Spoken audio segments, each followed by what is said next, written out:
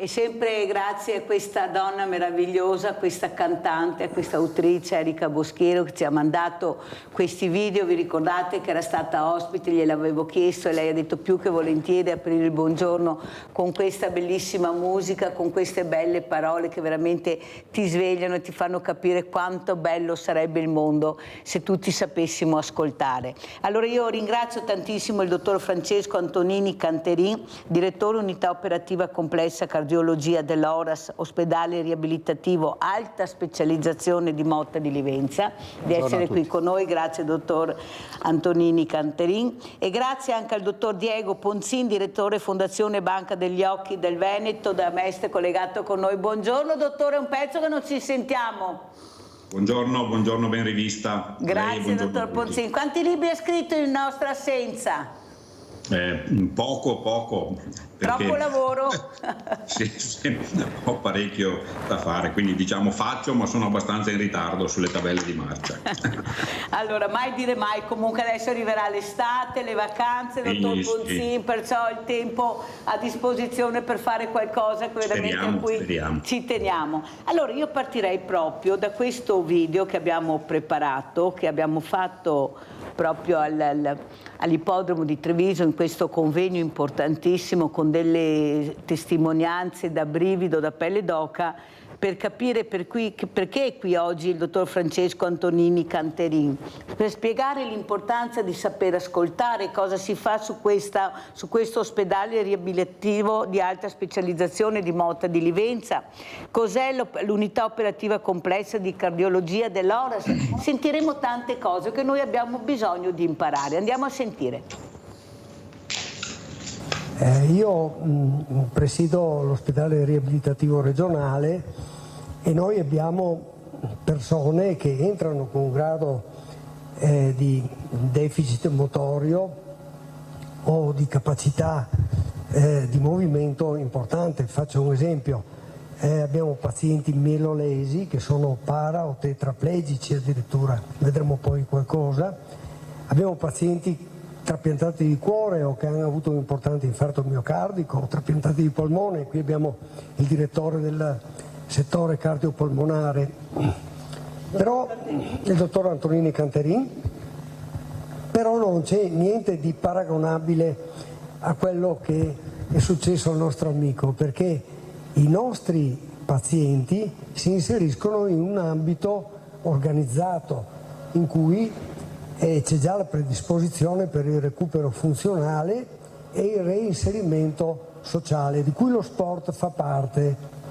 Quindi oggi un paziente para o tetraplegico, per esempio, o un paziente che è stato trapiantato, non deve soltanto essere guarito dalla fase acuta e riportato quanto più in alto possibile in termini di forma fisica, ma anche deve essere in certi casi reinserito nella società, nella famiglia stessa, nel lavoro e nello sport, che fa parte anche quello del recupero sul piano societario.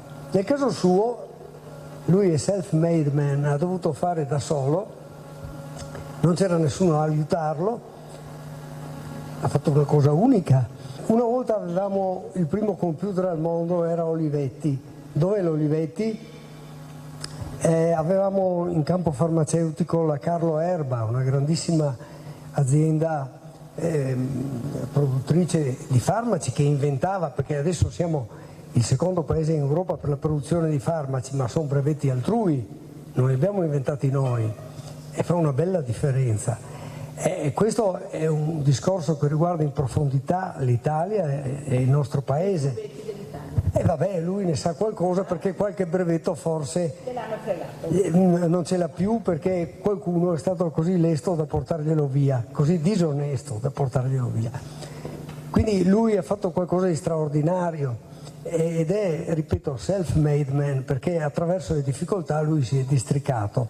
Poi andremo a fare un giro in moto insieme, perché forse arriverà il giorno in cui anch'io avrò bisogno di avere un meccanismo per cambiare o per accelerare, però vediamo se ha il coraggio di salire con Fulvio.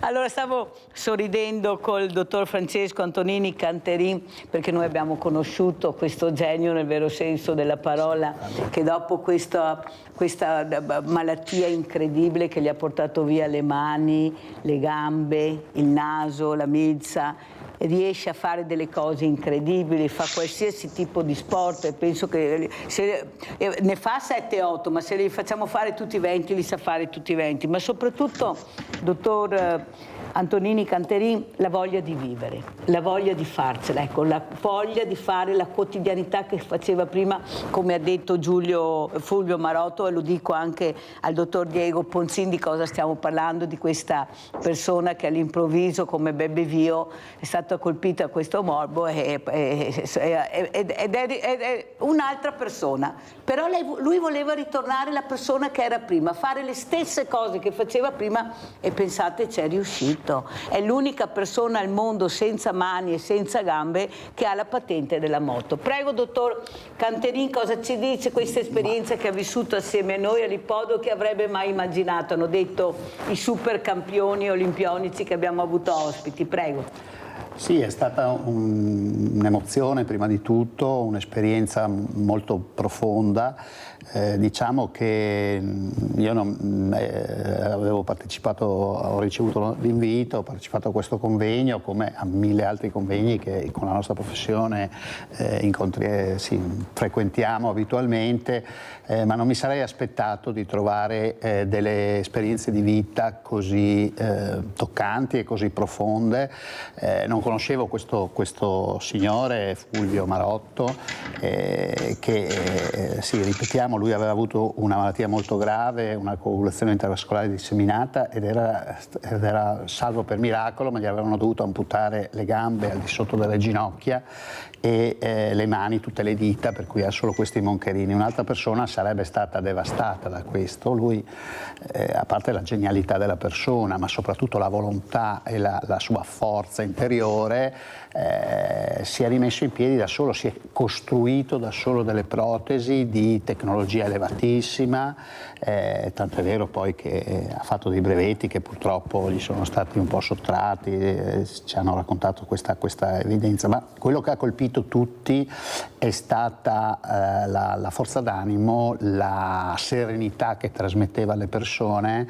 E io che lavoro in un ospedale riabilitativo adesso, sì, ho riflettuto molto dopo questa esperienza, e devo dire che un personaggio così potrà essere, se lui ha dato anche una sua disponibilità, se utilizzato nel modo corretto, potrà essere veramente di grandissimo aiuto a tantissime persone che hanno magari delle disabilità derivanti da altri tipi di patologie, di altra natura, però è il principio che conta di partire dalla propria condizione, diciamo, menomatta, per non fermarsi, non arrendersi mai, e certo non tutti magari hanno la sua genialità, hanno le capacità da soli di autorisolvere in qualche modo la propria problematica, però far capire che è possibile, magari appoggiandosi a delle persone così o a delle strutture proprio che istituzionalmente, come l'ospedale riabilitativo di Motta di Vivenza,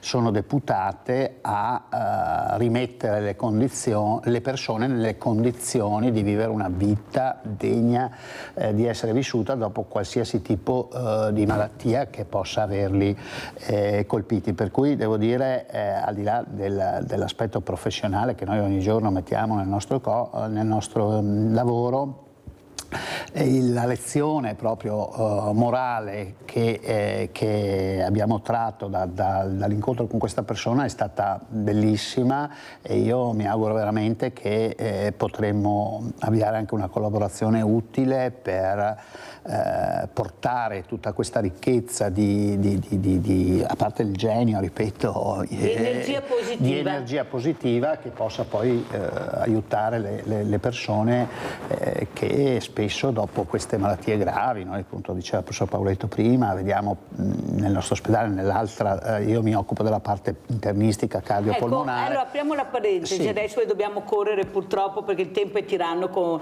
un'ora vola. Di cosa si occupa il dottor Antonini Canterin e cos'è questa unità operativa complessa di cardiologia all'Oras? Ricordiamo che è un ospedale riabilitativo di alta specializzazione. Prego, dottor Canterin. Perfetto, allora la riabilitazione è un concetto che sta diventando, che è nato diciamo 50-60 anni fa nella medicina moderna, diciamo, e è nato soprattutto in campo ortopedico e neurologico.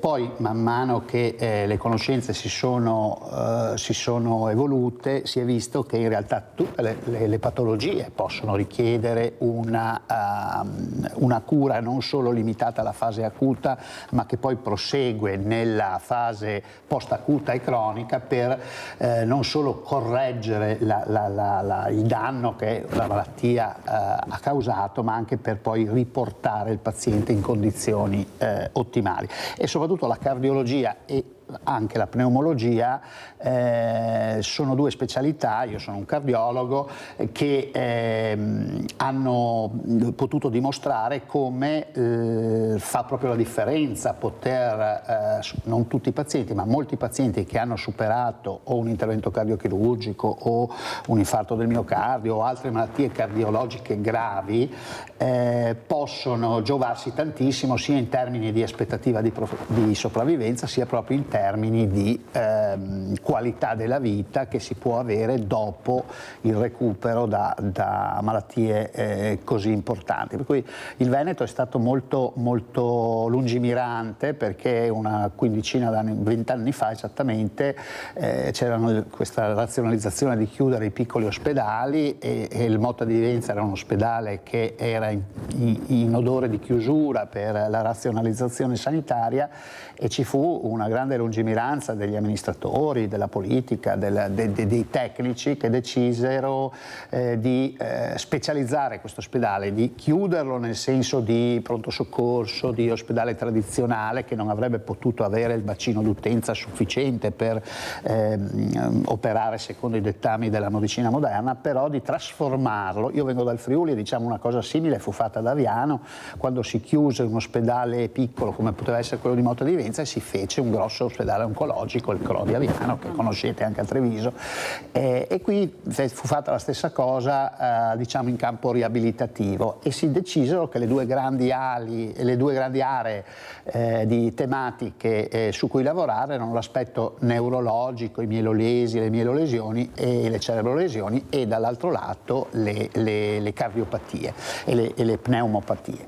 Io mi occupo dirigo la parte cardiopolmonare con una serie di collaboratori, naturalmente. È un ospedale molto grosso dal punto di vista riabilitativo, è piccolo in assoluto, però è una delle strutture più grosse sia numericamente sia direi anche come qualità a livello nazionale. Avete capito di cosa si occupa il dottor Francesco Antonini Canterin. Adesso andiamo a vedere invece questo servizio che è il bilancio della Banca degli Occhi, poi commentiamo col dottor Diego Ponzin.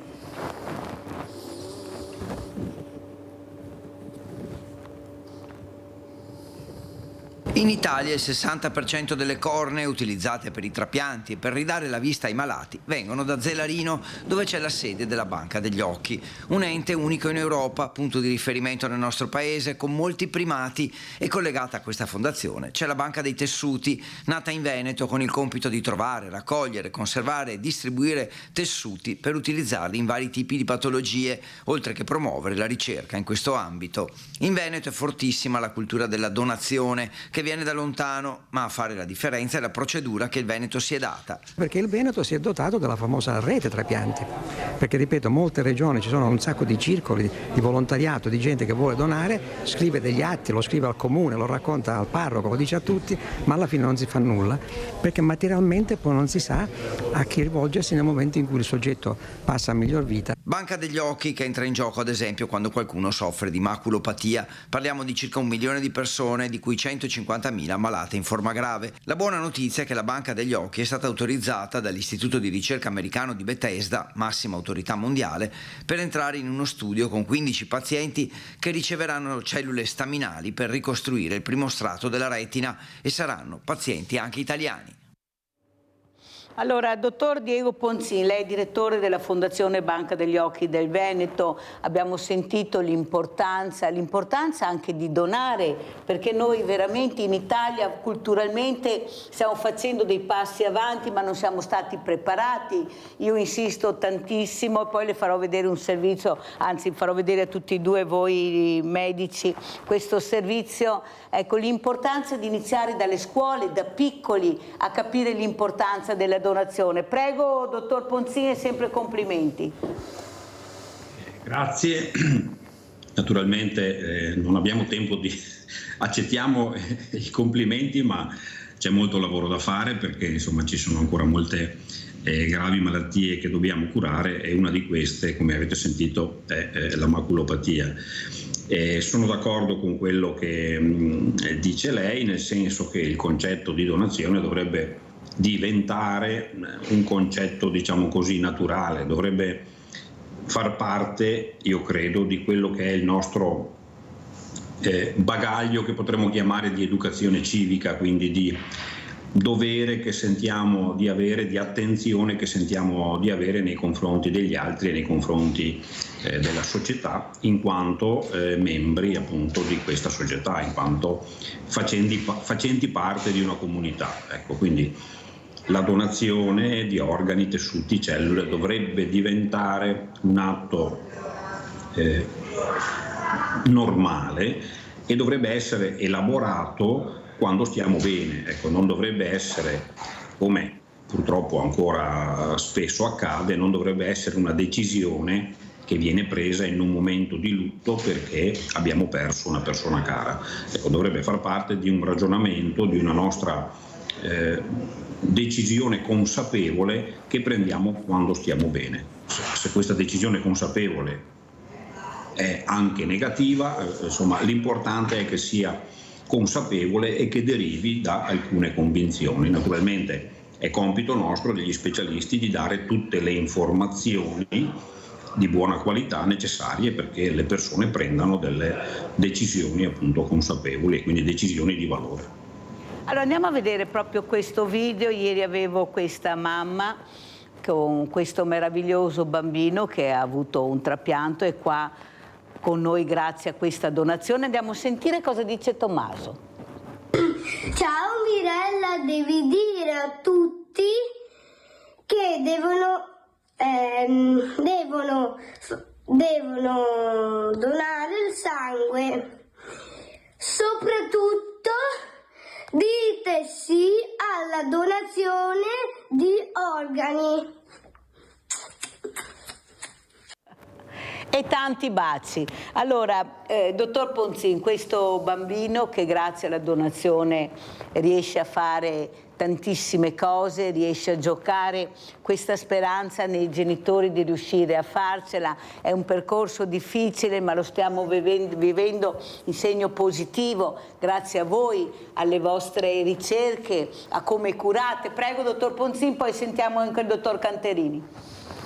Diciamo che è un tema che viene collegato, mi viene semplice da collegare a quanto diceva prima il suo ospite, il dottor Antonini Canterini, ed è legato al concetto di riabilitazione, che è particolarmente vero nel campo dei tessuti e cellule, diciamo così. Nel campo dei trapianti di organo normalmente in gioco è la vita, quindi è un intervento salvavita e là, ripeto, più che parlare di riabilitazione parliamo di appunto di salvare una vita umana.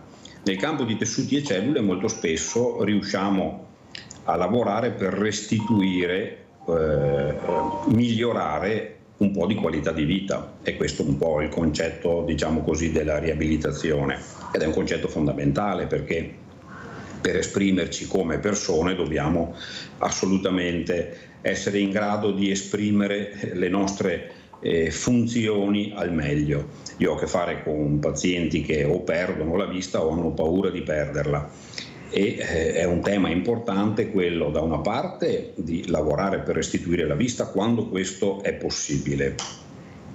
Spesso è possibile, ma non è sempre possibile.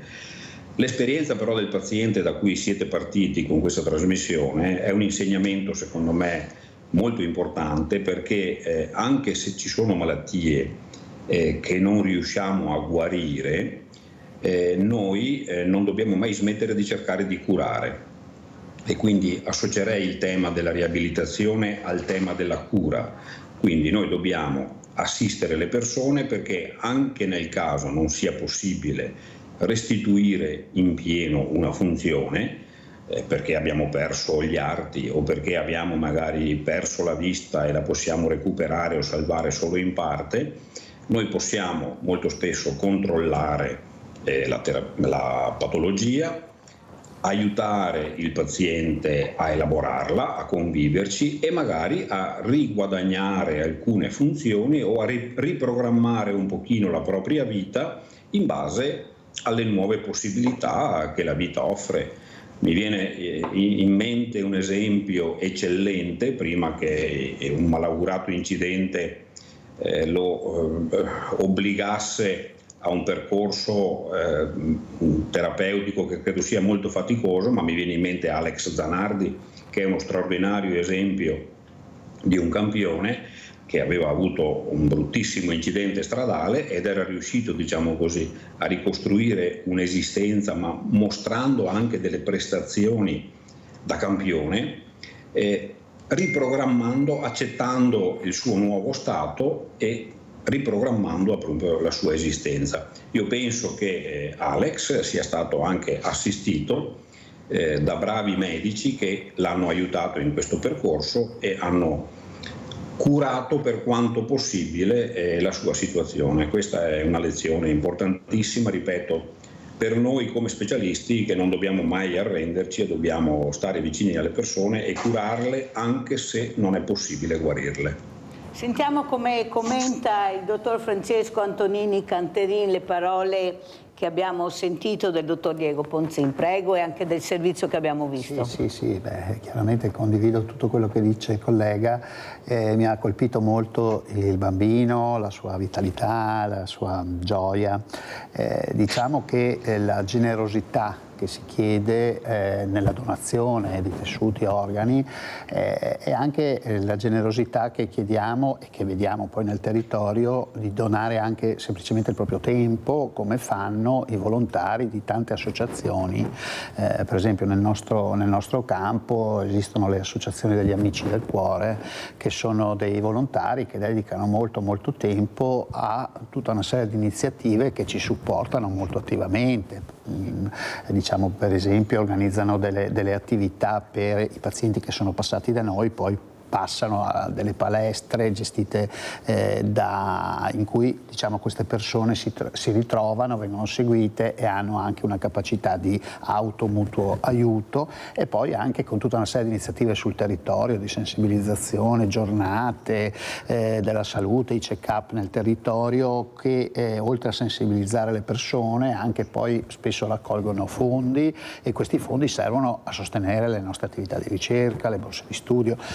E quindi è comunque una generosità, uno può donare il sangue, uno può donare il tessuto, uno può donare anche il proprio tempo per il bene della comunità e per sensibilizzare e aiutare i professionisti che magari da soli non ci riuscirebbero, o le istituzioni da sole a volte senza l'aiuto del volontariato in questi campi soprattutto faticosi, lunghi, che richiedono tanto impegno, solo l'istituzione pubblica o solo l'istituzione proprio sanitaria in senso stretto potrebbe, a volte non è in grado di dare le risposte. Certo. Dottor Canterin, io ho ricevuto anche delle telefonate nel momento che si è saputo, leggendo i giornali, i telegiornali, che il Briatore aveva avuto questo tumore al cuore. Mi ricordo le telefonate che hanno detto: ma come? Il cuore col tumore? Io non ho mai sentito. Ecco, quante cose non sappiamo noi che voi sapete invece, e che noi rimaniamo anche allibiti, scioccati di questi interventi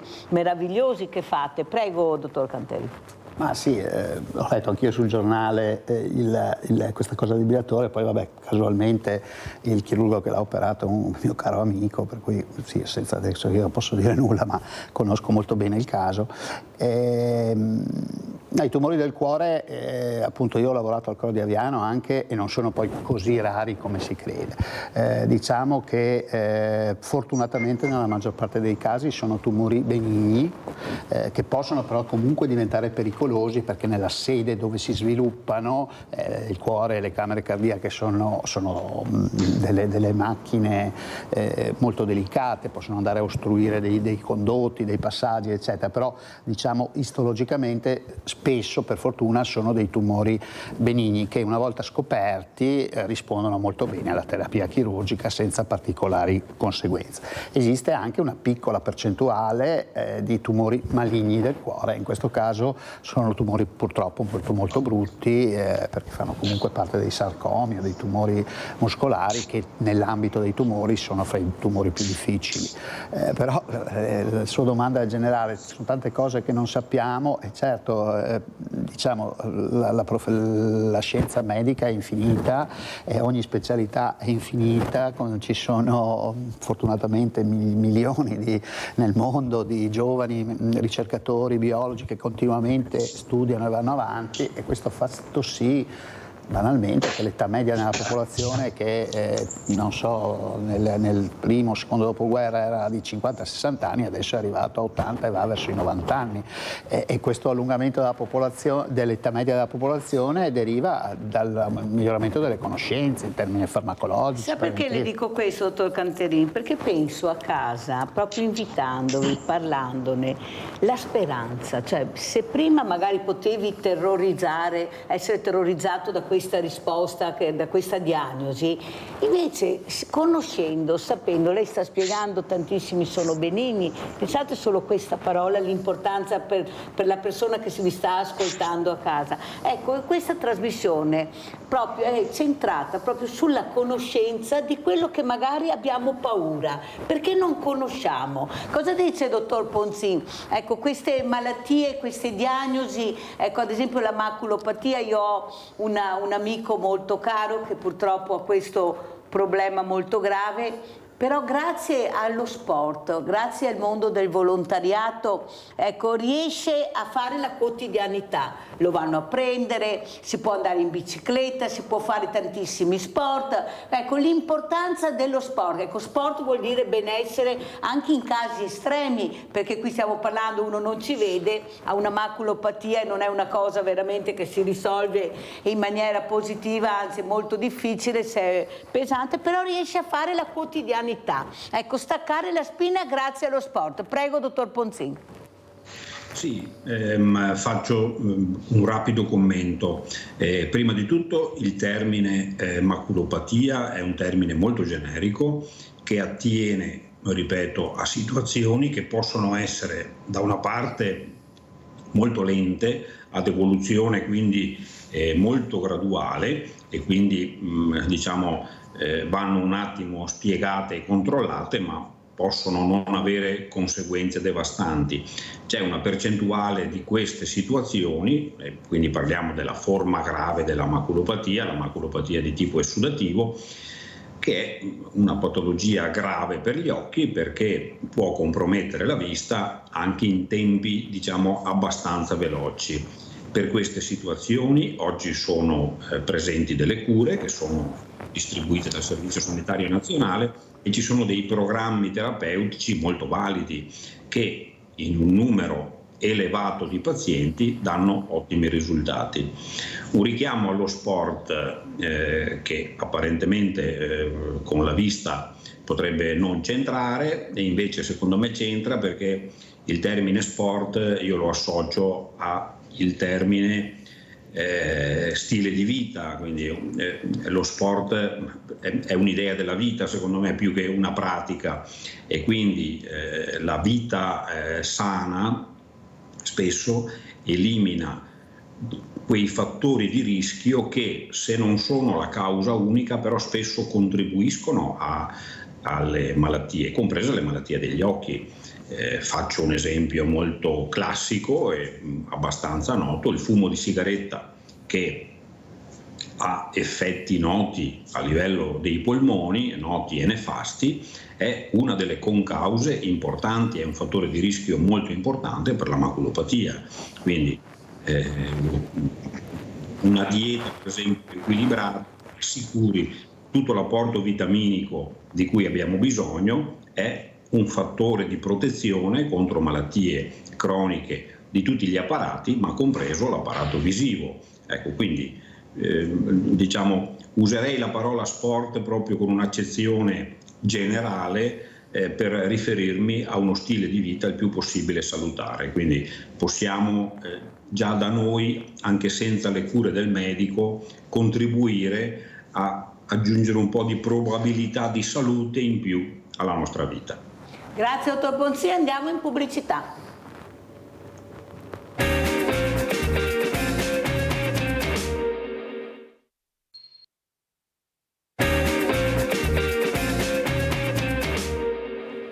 Allora, vediamo questo video e queste immagini, al dottor Canterin li commentiamo. Qui siamo dove e cosa stiamo vedendo? Ma è una panoramica dell'ospedale riabilitativo di alta specializzazione di Motta, vedete alcune delle nostre palestre, abbiamo una piscina riabilitativa moderna, vedete vengono testate protesiche nuove, si sta studiando per esempio l'esoscheletro per i pazienti neuropatici. Il cardiopatico, vedete, fa spesso un allenamento aerobico, usiamo molto i tapis roulants e le cyclette, è importantissimo il ruolo di tutta l'equipe, vedete fisioterapisti che accompagnano e seguono i nostri degenti. Questo è uno studio medici dove si fanno i briefing di reparto, si discutono i casi clinici, sempre delle palestre dove infermieri e fisioterapisti hanno un rapporto 1-a-1 con i pazienti, l'aspetto ludico, vedete che giocano, alcuni perché sono persone, spesso ragazzi, che appunto hanno avuto delle menomazioni, bisogna farli recuperare anche nell'aspetto ludico che aiuta molto l'aspetto psicologico. Questa è la cittadina di Motta, il giardino, c'è molto verde attorno all'ospedale, abbiamo dietro tutto il parco dei Frati, c'è l'abbazia di Motta di Livenza che è proprio conosciuta nel mondo, conosciuta nel mondo, sì, io scherzo spesso, insomma, lasciamo scherzare coi fanti, lascia stare i santi, però dico ai nostri malati, guardate che se non siamo bravi noi, ma almeno c'è l'abbazia qui vicino, per cui qualcosa di buono verrà fuori. Però no, diciamo che l'ambiente è molto piacevole, adatto come location a questo aspetto riabilitativo a 360 gradi, fisico ma anche emotivo, psicologico. Allora andiamo a vedere anche le immagini della banca degli occhi, la commentiamo invece col dottor Diego Ponzin, l'importanza di conoscere, di capire che tante cose si stanno facendo per cercare di migliorare, ecco, la vista. Pensate l'importanza di questa parola, vedere. Prego dottor Ponzin. Qua stiamo vedendo l'esterno del padiglione Rama, che è questo edificio davanti all'ospedale dell'Angelo, che è stato dedicato a Giovanni Rama, che sostanzialmente è stato un po' il pioniere, il chirurgo della cornea che ha voluto la prima banca degli occhi in Italia, che era nata, diciamo, all'interno dell'ospedale Umberto I, l'ospedale di Mestre che c'era prima dell'esistenza. Abbiamo visto alcune immagini drammatiche della nostra struttura ambulatoriale che era stata derubata nel 2019, erano stati portati via tutti gli strumenti, le macchine, vedete alcuni piani vuoti, ma insomma quella è stata una storia da cui ci siamo ripresi fortunatamente. E queste invece sono immagini del laboratorio dove vengono preparati i tessuti oculari per i trapianti. Oggi i trapianti sono procedure molto sofisticate ma anche molto selettive. Questa, vedete, era una cornea da donatore. Cosa vuol dire procedure selettive? Vuol dire che si tende a sostituire delle porzioni di tessuto sempre più specifiche e quindi sempre più esili, sempre più limitate. Questo rende l'intervento molto meno impattante per il paziente, rende l'intervento più veloce e i tempi di riabilitazione sono più brevi.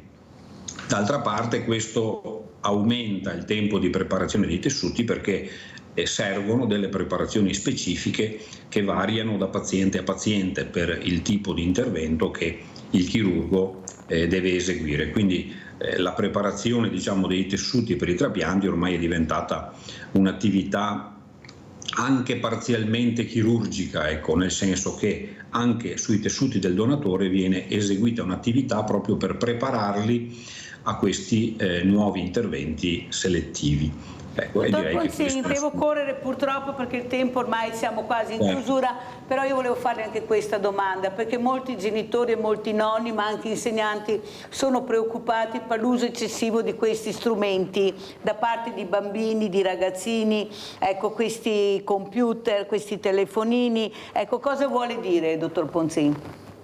Ma allora è un tema importante perché mi porta a parlare, ovviamente non parlo dei contenuti perché credo sia l'aspetto che potenzialmente poi possa essere più pericoloso. Io parlo degli effetti che ha l'uso che può avere l'uso di questi dispositivi sulla salute, in particolare sulla vista. Noi in questi anni stiamo assistendo a un'esplosione dei casi di miopia. Purtroppo la miopia è una situazione visiva che è in grande aumento e è abbastanza certo che una delle cause è l'utilizzo esteso che facciamo della vista nel lavoro per vicino, quindi schermi e smartphone, e dall'altra parte la scarsa frequentazione della luce solare, quindi stiamo poco all'aria aperta.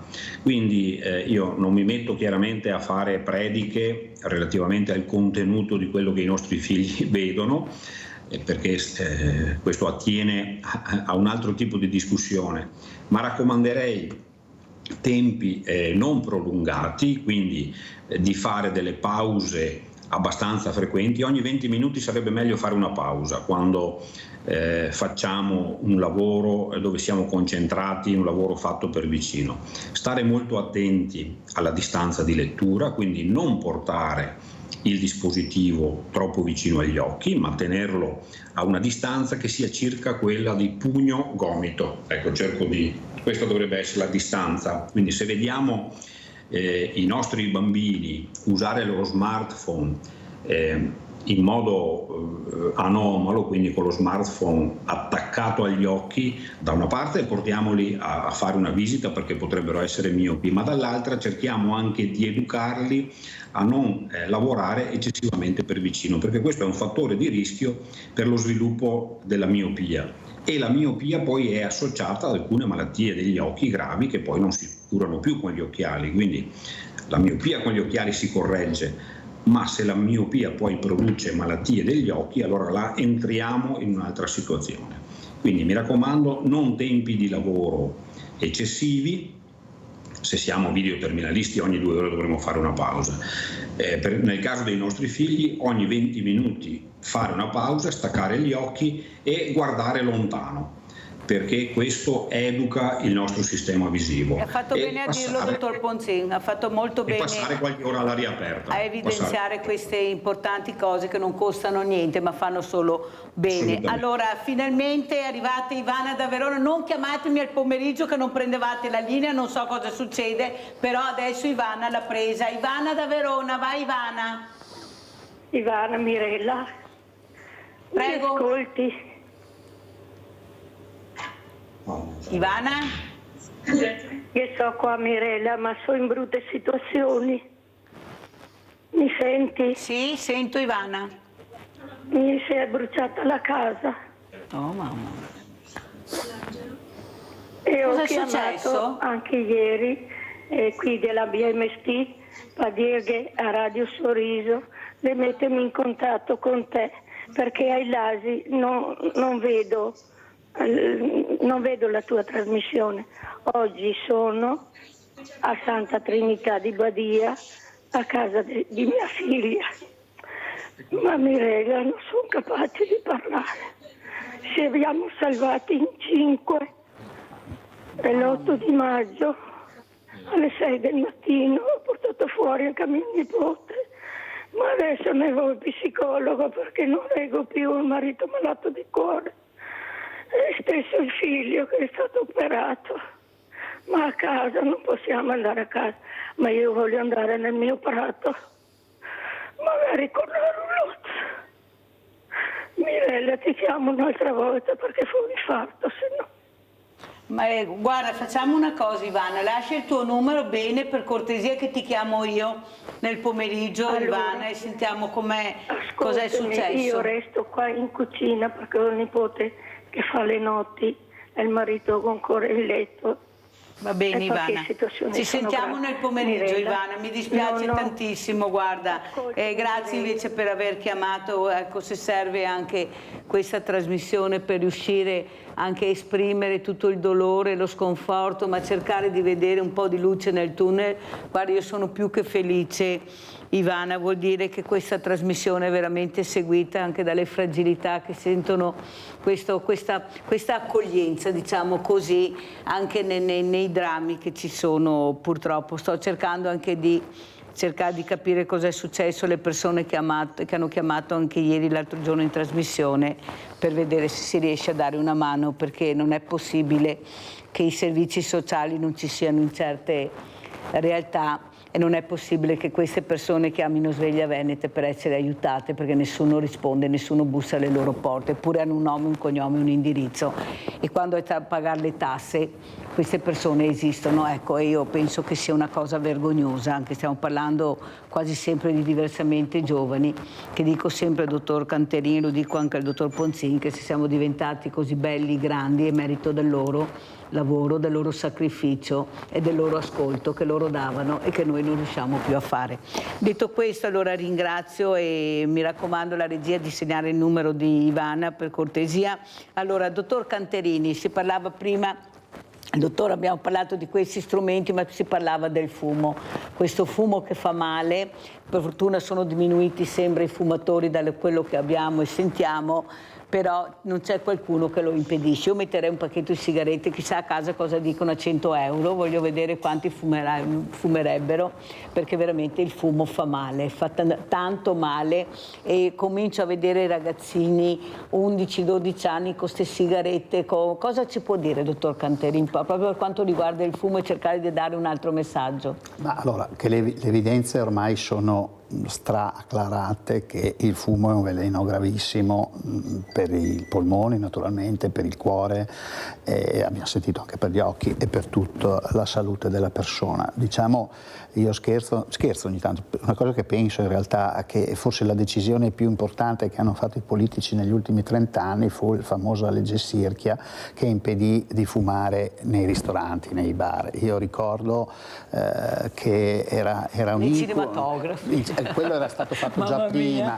e c'erano queste abitudini per cui i bambini si andavano al cinematografo o nel bar con i genitori, con i nonni, e c'era una nebbia di fumo, e quello all'inizio fu osteggiata questa misura, eppure ha dato dei risultati straordinari. Dal punto di vista si va un po' a mode, e adesso c'è la moda anche della sigaretta elettronica, che sicuramente non è negativa come la sigaretta vera e propria, però anche essa non è salutare. Diciamo, i modelli sociali fanno sì che ci siano dei momenti in cui il fumo nei ragazzi fa presa, perché è una forma, come sappiamo bene, di autoemancipazione, di sentirsi grandi, eccetera. Diciamo che si è fatto molto, forse non abbastanza, probabilmente bisognerebbe alzare ancora il prezzo delle sigarette, ma è un discorso molto complicato, però che faccia male, e che è la prima cosa su cui noi ci sforziamo di lavorare sui malati per migliorare la loro aspettativa di salute, è smettere di fumare, e soprattutto convincere un ragazzo a non iniziare mai.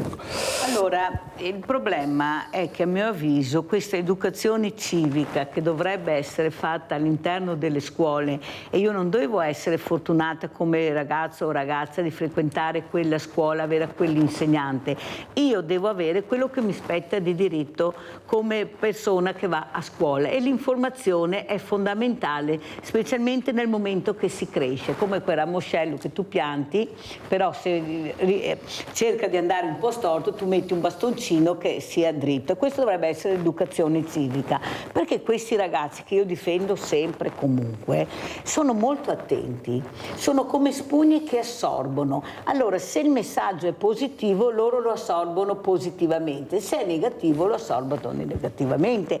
Però a mio avviso anche questi insegnanti sono un po' con le spalle al muro. C'è tanta didattica e molto poca, a mio avviso, educazione civica, in un momento che forse la fragilità è molto evidente, anche per quanto riguarda la salute. Lei lo sta spiegando molto bene, il dottor Ponzin anche, ecco, il fumo fa male per gli occhi, fa male per il cuore, fa male per tutto l'organismo. Forse insistere su questi temi non sarebbe male. Cosa dice il dottor Canterin e altri, naturalmente, comprese le donazioni? Allora, questo in termini assoluti è sicuramente vero. È vero anche che i ragazzini che vanno a scuola spesso, magari perché siamo stati ragazzi tutti, il contesto scolastico magari è un contesto in cui magari viene visto come un'imposizione dall'alto, le solite cose che ti dicono gli adulti, eccetera. Credo che sia importante, non solo sul fumo, ma più in generale, l'educazione civica non come materia scolastica per studiare, fare compiti, eccetera, perché sennò rischia di avere quasi un rigetto nel bambino. Al bambino bisogna riuscire ad arrivarci in modo con esempi positivi, cioè chiaramente vedere una volta l'attore cinematografico di successo con la sigaretta in bocca faceva più danni di 1000 altre modelli, per cui che invece i modelli siano positivi nel far capire che una vita all'aria aperta, una vita sportiva, una vita senza fumo è associato anche a un modello vincente, e il vincente non è il bello e dannato con la sigaretta che poteva essere Humphrey Bogart, che tutti dovevano imitarlo, per cui credo che sia un lavoro da fare a 360 gradi, famiglia, scuola sicuramente, ma non tanto con un contesto, con un atteggiamento di tipo scolastico in senso stretto, ma con un atteggiamento più a 360 gradi di cultura della salute, ecco. Dottor Canterin, un'altra domanda, anche perché a casa i miei diversamente giovani che stanno ascoltando capiscono bene, perciò io cerco di parlare il più semplice possibile, il famoso palloncino. Mi hanno fatto il palloncino, cosa vuol dire, come siamo messi, anche perché sono fatti veramente dei passi in avanti incredibili, degli interventi che mai avremmo immaginato e poi ti mandano a casa immediatamente. Prego, dottor Canterin. Sì, il palloncino consiste, cioè l'infarto miocardico, l'angina pectoris avviene perché si restringe un vaso coronarico, che è un tubicino, alcuni tubicini che avvolgono il cuore. Quando questo si stringe molto o si chiude improvvisamente per un coagulo, una volta l'unica soluzione era dare dei farmaci che potessero sciogliere oppure fare un'operazione chirurgica col bypass. Adesso molto spesso, non in tutti i casi, ma molto spesso si riesce a risolverlo immediatamente inserendo un filo dentro i vasi sanguigni che arrivano proprio nel punto dove è stretto, e lì viene fatto scorrere, cioè, la tecnica adesso non abbiamo il tempo per spiegarla nel dettaglio, ma però me la farà vedere la prossima volta, porterà un video, e con professore. Queste tecniche, diciamo, si ottengono risultati incredibili. Quello che voglio dire però è che sì, curiamo la carie, non so, uno ha un dente e una carie fa male, però se continui a non lavarti i denti ti torna. E allo stesso modo noi siamo bravissimi col palloncino a curarla, però se non curiamo tutto il resto, dopo un anno o due magari bisogna farne un altro palloncino e magari è più pericoloso. Per cui diciamo è un discorso da fare molto molto più ampio. Ecco, l'etica anche nella quotidianità, nel modo di comportarsi. Quanto bene fa il movimento anche per il cuore, ma non solo, per il cervello, per tutti gli organi. Sport e benessere, evidenziato questo, dottor Canterin? Sì, il movimento moderato, un'attività fisica moderata, attenzione quello che dice, è assolutamente benefico. Ci sono evidenze scientifiche, oltre che è il vissuto di ciascuno di noi, che quando in una fase della vita riusciamo a essere più sani, più attivi, ci sentiamo anche meglio, si liberano delle endorfine endogene, eccetera. Ma poi per lo sport di altissimo livello, soprattutto a una certa età, lì entriamo in un altro discorso. Può essere benefico, ma può essere anche pericoloso, per cui è necessario anche sottoporsi a degli atteggiamenti preventivi nella medicina dello sport, eccetera. Questo è un altro settore, però un'attività moderata, sana all'aria aperta e con un'attività fisica. L'American Heart Association, che è l'associazione mondiale più importante per la prevenzione cardiovascolare, dà tutta una serie proprio di raccomandazioni, come sono gli americani, molto, molto schematiche, molto rigide. Devi mangiare 5 verdure al giorno, devi fare 30 minuti al giorno di camminata veloce, devi fare 2 ore, cioè c'è tutta una serie di cose, ma anche senza essere così rigidi. Noi latini siamo spesso un po' più individualisti, un po' più anarchici, ma sicuramente fare attività regolare è molto importante. Allora, dottor Ponzin, invece lei la domanda sigarette elettroniche, questo fumo che esce, io glielo dico sinceramente, sono stata invitata 2 o 3 anni fa a un Expo, e quando sono entrata c'era appunto questa esposizione di tutte queste sigarette elettroniche, sono dovuto uscire, c'era un fumo che non riuscivi a entrare, ma soprattutto subito gli occhi pizzicavano. Ecco, vuole dirci qualcosa per cortesia, questo fumo di queste sigarette elettroniche cosa fa per gli occhi? Cerco di essere molto breve. Io, come il collega che parlava poc'anzi, raccomanderei una educazione con modelli positivi a evitare qualsiasi tipo di fumo, di qualsiasi natura e in qualsiasi modo esso venga assorbito, prodotto, penetri nell'organismo. Il tema delle sigarette elettroniche, per come me lo esprime lei, è un tema così associato all'irritazione della superficie degli occhi, perché questi vapori, per essere resi gradevoli, vengono così, diciamo così, addomesticati con delle essenze. Io concepisco la sigaretta elettronica solo come strumento per uscire gradualmente da un periodo di dipendenza dal fumo, ma il problema del fumo è un problema che va risolto alla radice, è un comportamento sbagliato e dobbiamo fare in modo che venga abolito dalla nostra società.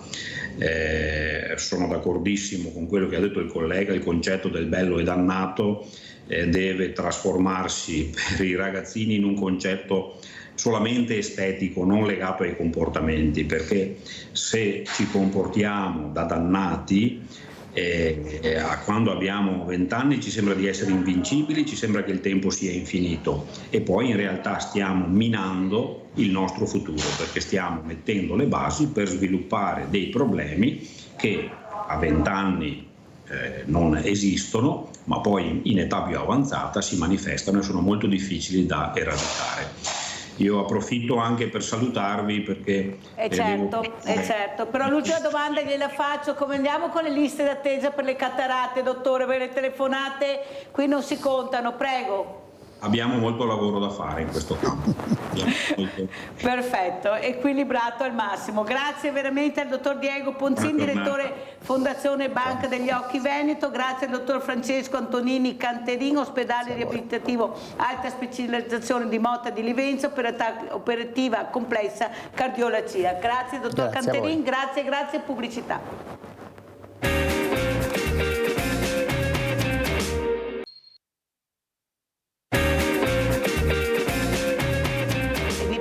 Altri 2 graditissimi ospiti in presenza. Abbiamo il professor Giovanni Mazzoleni, medico chirurgo, odontoiatra, maxillofacciale, già primario al Canfoncello di Treviso, assieme a Gianni Efrichian, compositore e direttore d'orchestra. Sono anche 2 amici, pensate che bello l'amicizia.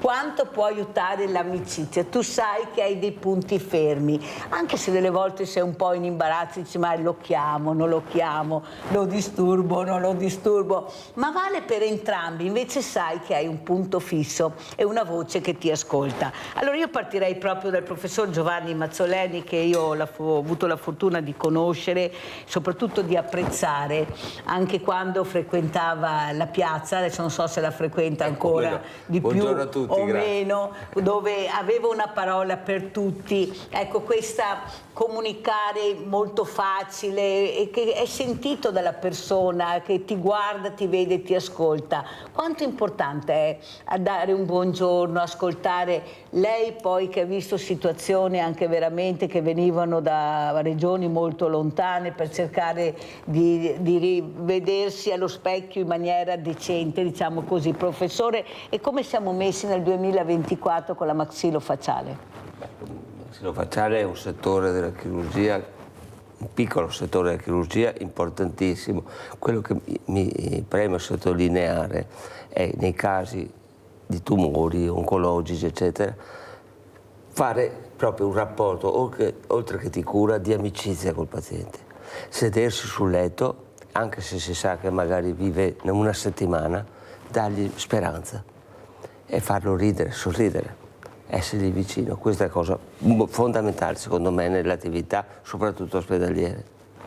Ecco, ascoltare questo paziente, tanto è vero, professor Mazzoleni, che ho avuto più di qualche sportivo diversamente agile, dovuto anche a un incidente, quasi sempre incidenti stradali, purtroppo incidenti sul lavoro, che più di qualcuno ha detto: quando venite a incontrarci e a dirci quello che è successo, abbiate la delicatezza di capire che in quel momento noi siamo fragilissimi, perché non abbiamo più le gambe e saperlo è un trauma pazzesco. E più di qualche volta qualcuno ha detto in quel momento, mi ricordo quel ragazzo campione anche olimpionico che ha detto: mi sono sentito morire. Era talmente freddo questo medico che mi diceva questo, che stavo ancora più male di quello che pensavo. Pensate a questo. Ecco, quanto importante è anche, soprattutto ecco, questa sensibilità nel capire che non hai un numero di fronte ma una persona e che gli devi dire purtroppo che il suo posto dovrà essere il primo, la sedia a rotelle. Poi speriamo che invece questa sedia a rotelle, grazie alla riabilitazione, alla ricerca, alla scienza, delle volte veramente si è superata, diventa solo un mezzo al momento, ma poi si supera. Ecco, cosa vuole dire il professor Mazzoleni? Questa è una sensibilità umana che è obbligatorio che il medico l'abbia. Io capisco che c'è la legge ti dice devi avvisare una persona che sta morendo o che sai che morirà perché deve organizzarsi con le eredità, però secondo me non è quello che il paziente vuole sentire, non gli interessa niente. Il paziente può essere rincuorato e dargli speranze.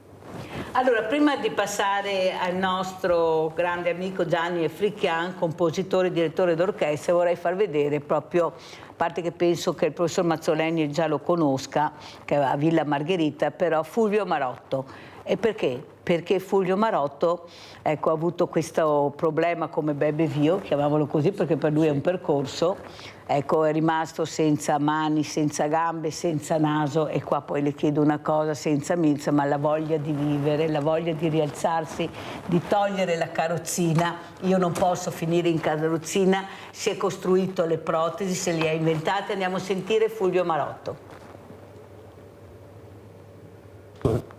Chiedo scusa a te e a ragazzi in barca perché anche se ho fatto 15 anni di professionista, nei confronti loro sono un pantofolaio da divano e coccolato e assistito in tutti i sensi, per cui questa lezione di vita non è solo sport, questa va oltre ogni livello, per cui ripeto, chiedo scusa del fatto che chiamino noi atleti e non lo chiamino voi o quei ragazzi che ripartono da zero a fare delle cose incredibili.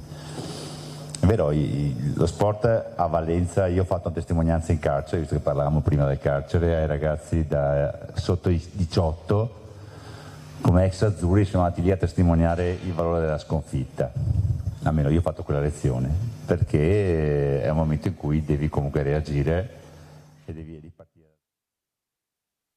L'unico al mondo ad avere la patente senza mani, senza gambe.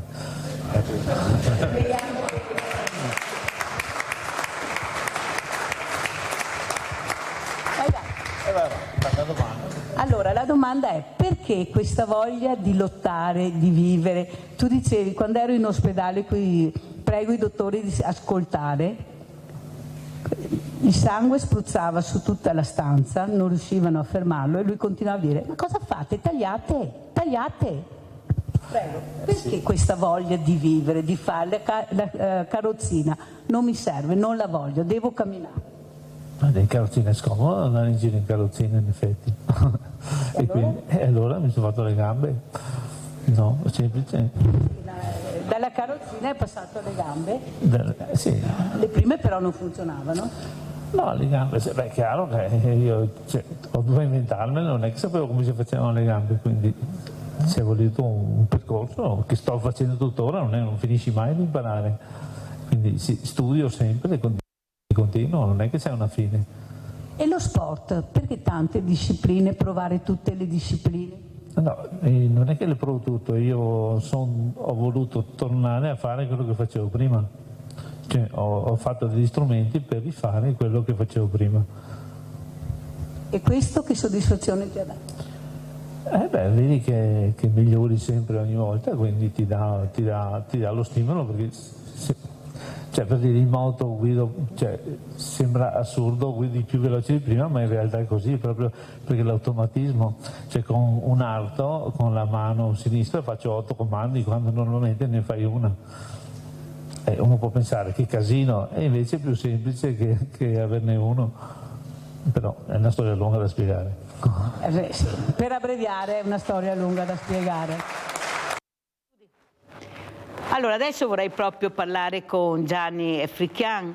Ecco Gianni, questa bontà di questo uomo che nonostante quello che è successo riesce a trovare ancora la voglia di vivere, essere sempre ottimisti. Io non ho ricordi di averlo visto una volta arrabbiato, serio, non ha l'orologio, mangia quando capita, è sempre felice, allegro. Mi ricordo quella volta, questa ve l'ho forse anche già raccontata a voi, che quella bambina si è avvicinata perché eravamo al parco dello Storga, quei centri estivi, l'ha guardato e gli ha detto: ma tu sei senza dita? E lui l'ha guardata e ha detto: vieni, dammi la tua mano, forse sei tu che ne hai troppe di dita. E la bambina si è guardata e ha detto: sai che forse hai ragione. Eh sì, perché vedi, io faccio quello che fai tu, sei tu che hai troppe dita.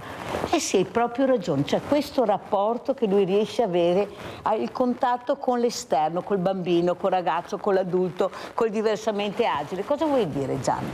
C'è solo una cosa da dire, la forza d'animo che uno ha ed è purtroppo una cosa innata. C'è chi ce l'ha questa forza d'animo e chi invece si lascia deprimere e non c'è niente da dire in più. Forza d'animo ci vuole e bisogna un po' darsela anche la forza d'animo, perché quella ti salva. Senti Gianni, tu hai portato questi pensieri nel vento che io avevo proprio abbinato a Fulvio Marotto, questo caro amico che fa parte anche del direttivo dei Veneti Schiacciati dalla Crisi, che è il Parco dello Storga, che cerca di fare queste protesi perché i bambini possono andare in bicicletta anche se non hanno le mani, che si inventa una cosa al giorno. E penso a quanti pensieri nel vento, tutti i giorni Fulvio e tutti i Fulvi che ci sono, perché ce ne sono veramente tantissimi, ecco, che hanno la voglia di vivere, la gioia di vivere nonostante le menomazioni che hanno. Ecco, questi pensieri nel vento. Perché hai scritto Pensieri nel vento, Gianni? Ho scritto questa musica per questo filmato che poi vedrete in occasione del giorno della memoria del genocidio armeno, che purtroppo sta andando avanti ancora e non ne parla nessuno, solo il Papa ne ha parlato. Si parla giustamente dell'Ucraina, si parla giustamente del Medio Oriente, dei massacri orrendi che stanno capitando, ma dell'Armenia non si parla ed è un popolo massacrato da anni. E c'è infatti il giorno della memoria, perché quello è stato un vero genocidio scientificamente calcolato. A tutt'oggi il genocidio è riconosciuto da quasi tutti i paesi del mondo, il genocidio armeno. Gli unici che non l'hanno ancora riconosciuto sono i turchi, che sono quelli che l'hanno commesso.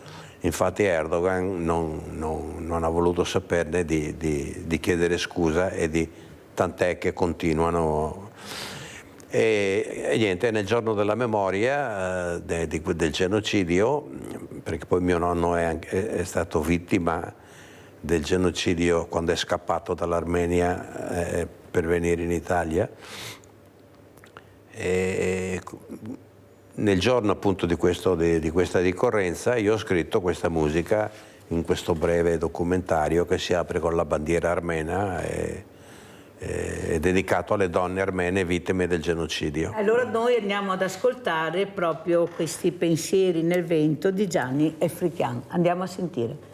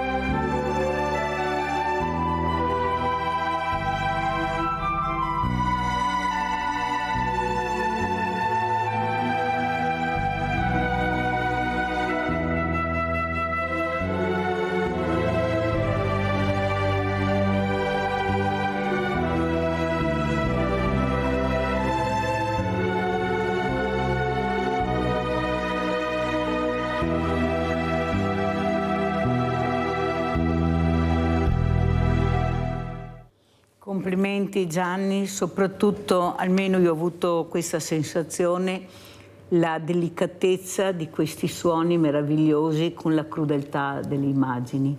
Ecco, hai abbinato, almeno io l'ho sentito così, la delicatezza e la crudeltà che hanno le persone, ecco, nel compiere certi gesti. Prego Gianni. Sì, sai, la musica è una cosa che poi il mio amico ha visto anche altri documentari che ho fatto sull'Africa, sulla povertà e le musiche sono sempre ovviamente devono suscitare quel tipo di sentimento, di sensazione che trasmettono le immagini e quindi deve essere una cornice a delle immagini, quindi devono avere un senso ben preciso per smuovere un po' la... E alla fine si chiama emozione, perché tu emozioni sia infatti, con la musica che con le immagini, diventa un tutt'uno come dici tu, ma l'importante è emozionare la persona che sta ascoltando. Emozione che in certi casi si trasforma in commozione. In commozione. Quando certe immagini appaiono. Certo. Abbiamo Tamara da Spresiano, vai Tamara. Mirella. Ciao. Ascolta Mirella, io volevo dirti due cose. Una, volevo fare gli auguri alla nonna Antonella che oggi fa 99 anni. E allora auguri a nonna Antonella che compie 99 anni, quasi un secolo fra poco, ma nonna lo passi tranquillamente, ormai abbiamo 110, 108, evviva i centenari. Vai Tamara, veloce. E la seconda cosa, volevo chiedere una domanda al tuo ospite, il dottore. Allora, io sono stata ustionata da piccola, ho un'ustione di terzo grado, mi sono ustionata e vorrei fare la plastica, però volevo chiedere al dottore. Dove sei ustionata? Dove? Sul corpo, dalla parte della spalla fino alla metà gamba. Siccome mi vergogno a farmi vedere l'ustione, volevo chiedere al dottore se a 39 anni si può fare la plastica, essendo anche sovrappeso, se si può fare la plastica. Grazie Magella. Questa non la sapevo, è una novità di Tamara, allora abbiamo capito che Tamara ha questo problema, professor Mazzoleni, se si potrebbe fare qualcosa. In realtà può fare quello che sicuramente può farlo, e trovare il posto. Qui vicino direi Padova, chirurgia plastica, del posto, però non so a Treviso se ci sia qualcuno che si occupa di esiti di ustioni così importanti. Ecco, ci si può informare si comunque. Può informare. Ecco. Un'altra cosa importante, professor Mazzoleni, ecco, si parlava prima di emozionare.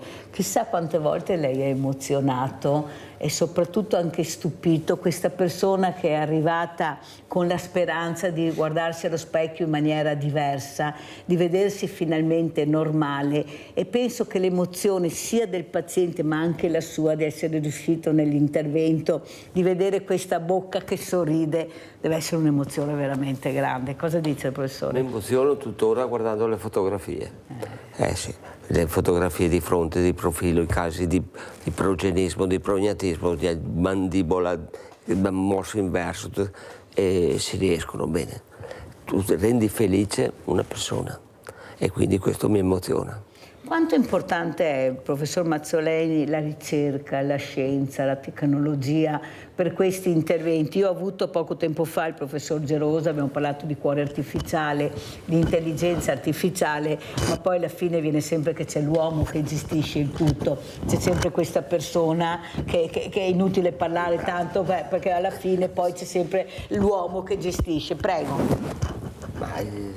Diciamo che già durante il mio periodo di attività, che sono circa 40 anni di primariato, c'è stata un'evoluzione tantissima nella preparazione degli interventi, passando dagli apparecchiature mobili, prima dell'intervento apparecchiature mobili fisse, poi allineamenti con maschere trasparenti attuali, e dopo l'intervento che è quello che si deve fare, insomma.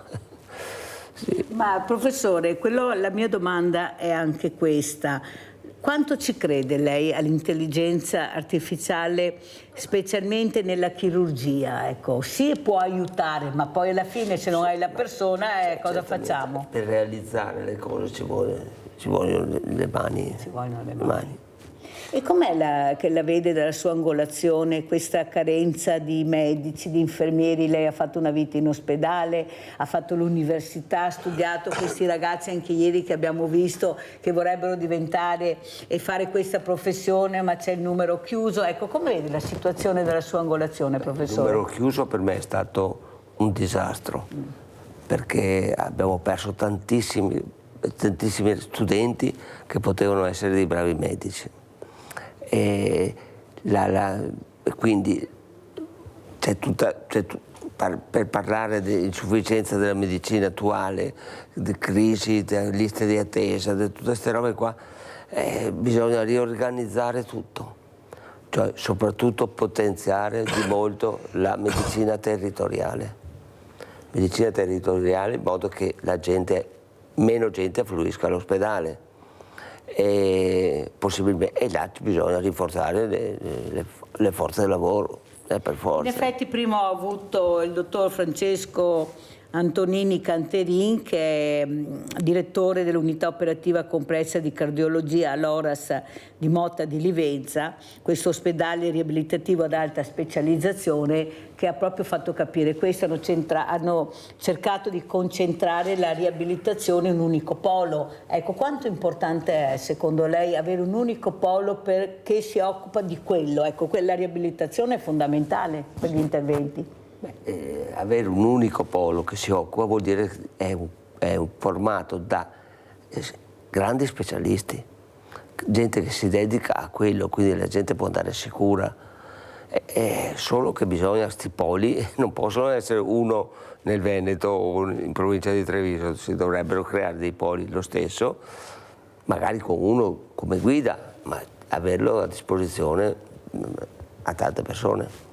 Senta, professore, noi parliamo molto di grosse infrastrutture, queste cittadelle della salute, ma sì, va bene il cemento, ma se poi non hai la persona fisica che lavora, che è il medico, che è l'infermiere, che è l'OS, cosa ne facciamo della struttura o dei grandi macchinari se non c'è sempre questa figura che è l'uomo, la donna, che gestisce tutto questo ben di Dio che è la tecnologia avanzatissima? Ma se non c'è nessuno come facciamo allora? Non è che hanno puntato troppo sul cemento e meno al servizio alla persona che sta spiegando anche lei?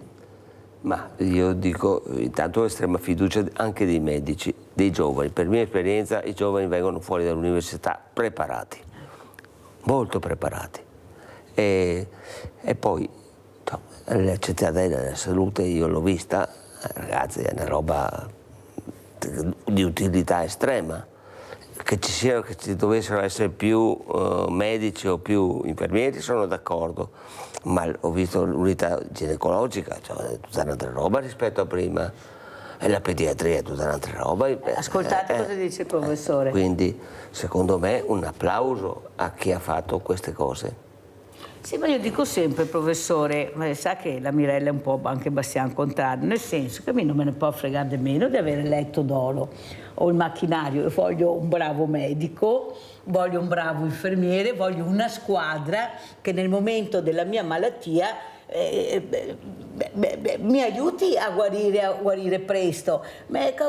Se non mi interessa avere questa grande bellezza se poi mi manca la persona che è l'unità operativa. Ecco, quello che io dico, che le persone ci sono poche ma ci sono e hanno la fortuna di avere, perché non so, in sala parto ci sono dei macchinari per vedere la situazione al momento, quindi la tecnologia di aiuto ai bravi medici credo sia importantissima. Sentiamo cosa ne pensa Gianni African della tecnologia anche nella musica, nel suono. Prego. Per l'amor del cielo, l'intelligenza artificiale nella musica è come dire, ma se non c'è la fantasia, l'intelligenza artificiale non può avere la fantasia, no. Possono creare, simulare delle situazioni programmando, facendo, ma nulla come la mente umana. Nessuno mai potrà fare, nessuna intelligenza umana, intelligenza artificiale potrà fare un quadro di Tintoretto o un quadro di Picasso o una musica di Vivaldi o di Schoenberg. No, non esiste, cioè, no. La possono copiare introducendo dei parametri, possono farne una di simile, ma di innovativo l'intelligenza artificiale non può fare niente perché non ha la fantasia. La fantasia, no. La creatività. L'anima. L'intelligenza artificiale non ha l'anima, il cuore, e quindi è una macchina in sostanza. Come vedi la situazione proprio a livello di arte? Io ho avuto 15 giorni fa il direttore della Fenice, il dottor Andrea Eri, il quale ha detto l'importanza anche per le nuove generazioni, per i bambini fin da piccoli, riuscire ad ascoltare la musica, a insegnare anche quei laboratori cos'è la musica, il teatro.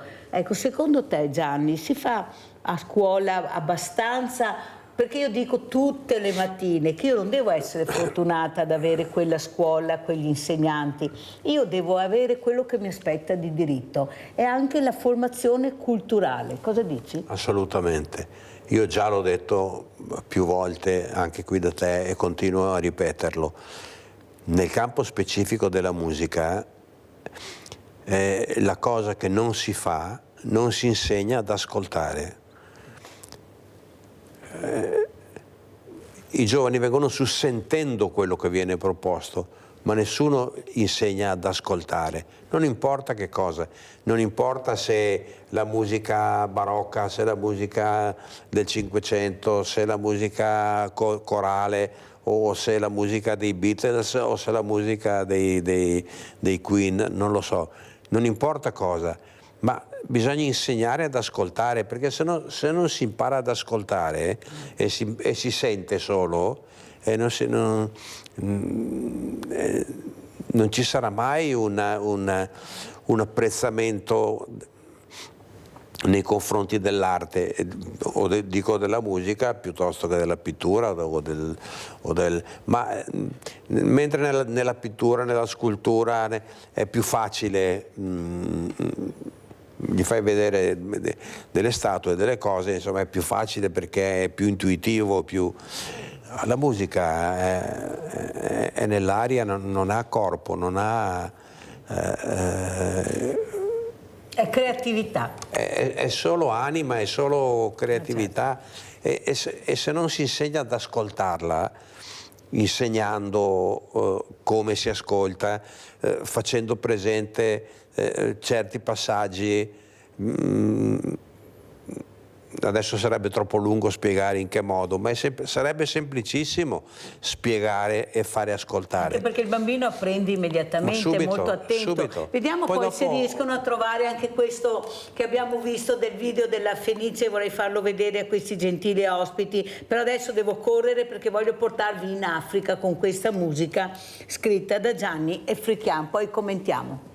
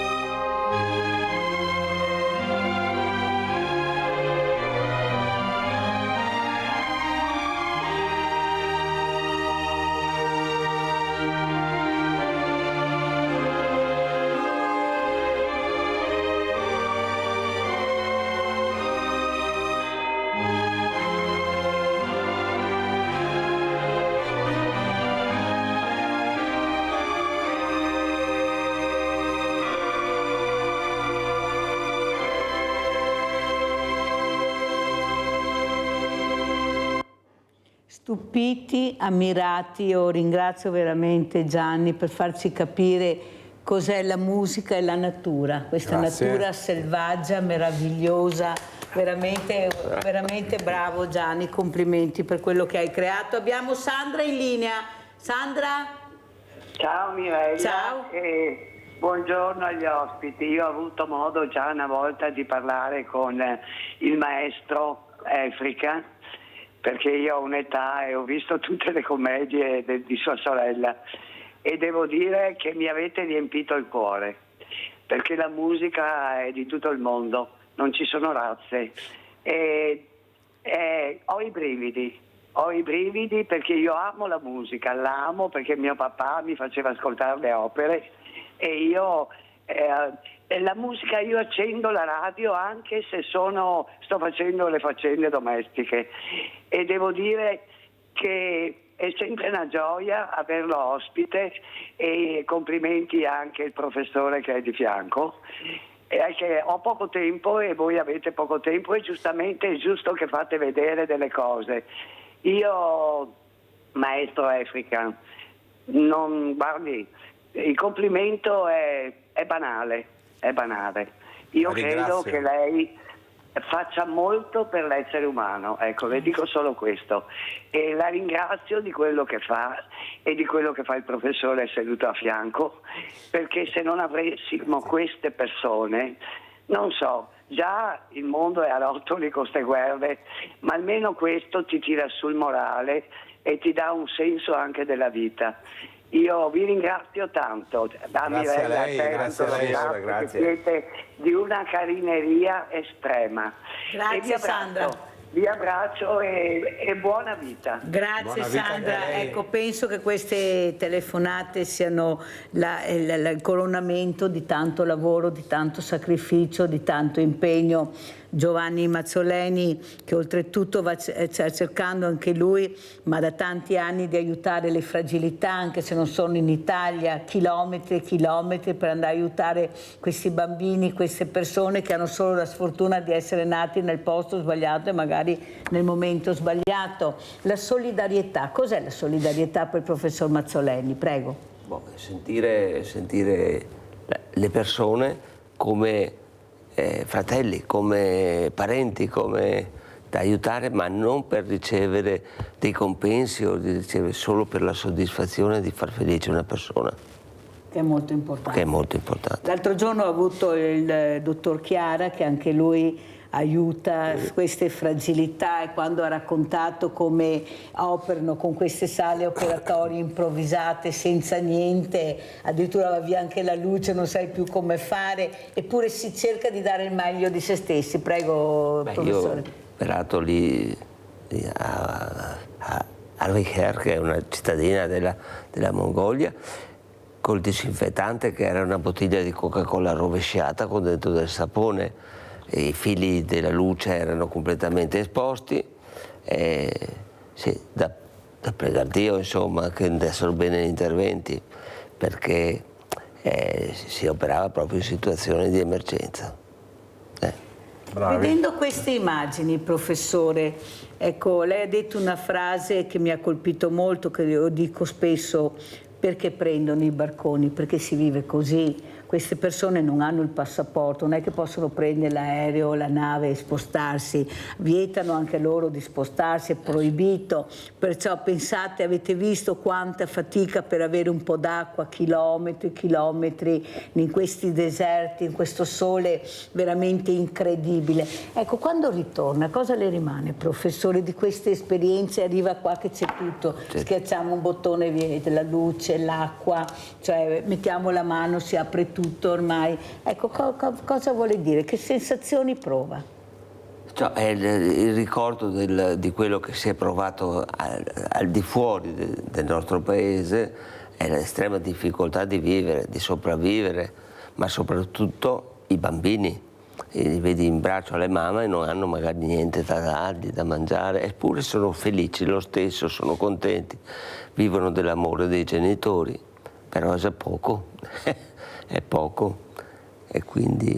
Quando arrivano ad avere 15-16 anni, 18, cercano di trovare anche un posto migliore, poi arrivano qua e noi li accogliamo come li accogliamo, perché ancora non si è capito bene cosa vuol dire accoglienza, umanità, ecco, cercare di non dare le etichette, perché noi troviamo una persona che dà una bustina e diventa un spacciatore, uno porta via una bottiglia e diventa un ladro, noi etichettiamo sempre, non riusciamo a capire invece che i problemi delle persone sono tantissimi, questa povertà che aumenta in maniera esponenziale, io ve lo dico, ieri ho ricevuto la telefonata di una signora che ha detto i ristoranti sono pieni, è tutto pieno dappertutto, io ho detto forse non vedi quelli che sono a casa e che non riescono neanche a uscire di casa perché non hanno un centesimo, io li vedo, oggi è aperto il banco alimentare perché è mercoledì, i volontari stanno facendo proprio questo per cercare di dare un po' di dignità a queste persone che non hanno niente, che non riescono più a collocarsi perché dopo i 50 anni non si collocano più, queste fragilità che anzi devo ringraziare il professor Mazzoleni che cerca di aiutarmi, ecco, lui è di parola quando dice una cosa, perché alle volte ci sono dei casi estremi che io chiedo aiuto, ho il coraggio di chiedere aiuto, ma so che qualcuno ascolta. Dove mandi queste persone? Cosa gli dai? Ecco, cos'è la dignità secondo te, Gianni? Una cosa importante è che noi non ci rendiamo conto, cioè se domani mattina, come è successo, come succede a tutti, trovi il cartello del condominio e dice domani senza acqua dalle 8 di mattina alle 7 di sera, tragedia. Panico. Oddio, cosa facciamo? Tragedia umana, quelli non ce l'hanno mai l'acqua, devono fare 20 km, come se dicesse mia moglie, vabbè non c'è l'acqua, vai a Silea con 2 secchi e basta Silea, anche a San Biagio magari a Treviso. Hai capito? Allora noi non ci rendiamo conto di quello che succede realmente nei posti, nei vari posti del mondo. Perché vengono qua? Mio nonno, vengono qua con i barconi, mio nonno che è scappato, gli hanno massacrato la famiglia, i turchi, è scappato per il deserto a 14 anni, che aveva i piedi bruciati, infatti lui camminava con le scarpe ortopediche, aveva i piedi bruciati, l'hanno portato attraverso il deserto fino in Turchia, l'hanno buttato su un barcone, su una nave che partiva con i profughi ed è arrivato a Venezia, è arrivato con un barcone. Se restava lì che lo ammazzavano, io non ero qui a raccontarvela, capito? Allora, ricordare importante le origini. È bene ricordare che quando qualcuno scappa dalla propria terra, e mio nonno era affezionatissimo all'Armenia, tant'è vero che ha scritto dei libri storici sull'Armenia, che sono tuttora e se mio nonno non fosse arrivato qua, l'umanità avrebbe perso un grande musicista, perché io non sarei nato. E soprattutto era una battuta questa, ma è vero, anche perché anche un grande direttore d'orchestra. Famiglia di artisti. Allora, per diventare famiglia di artisti però ci vuole che fin da piccolo qualcuno inizi a farti ascoltare. Allora andiamo a vedere cosa è successo alla Fenice, cosa stanno cercando di fare.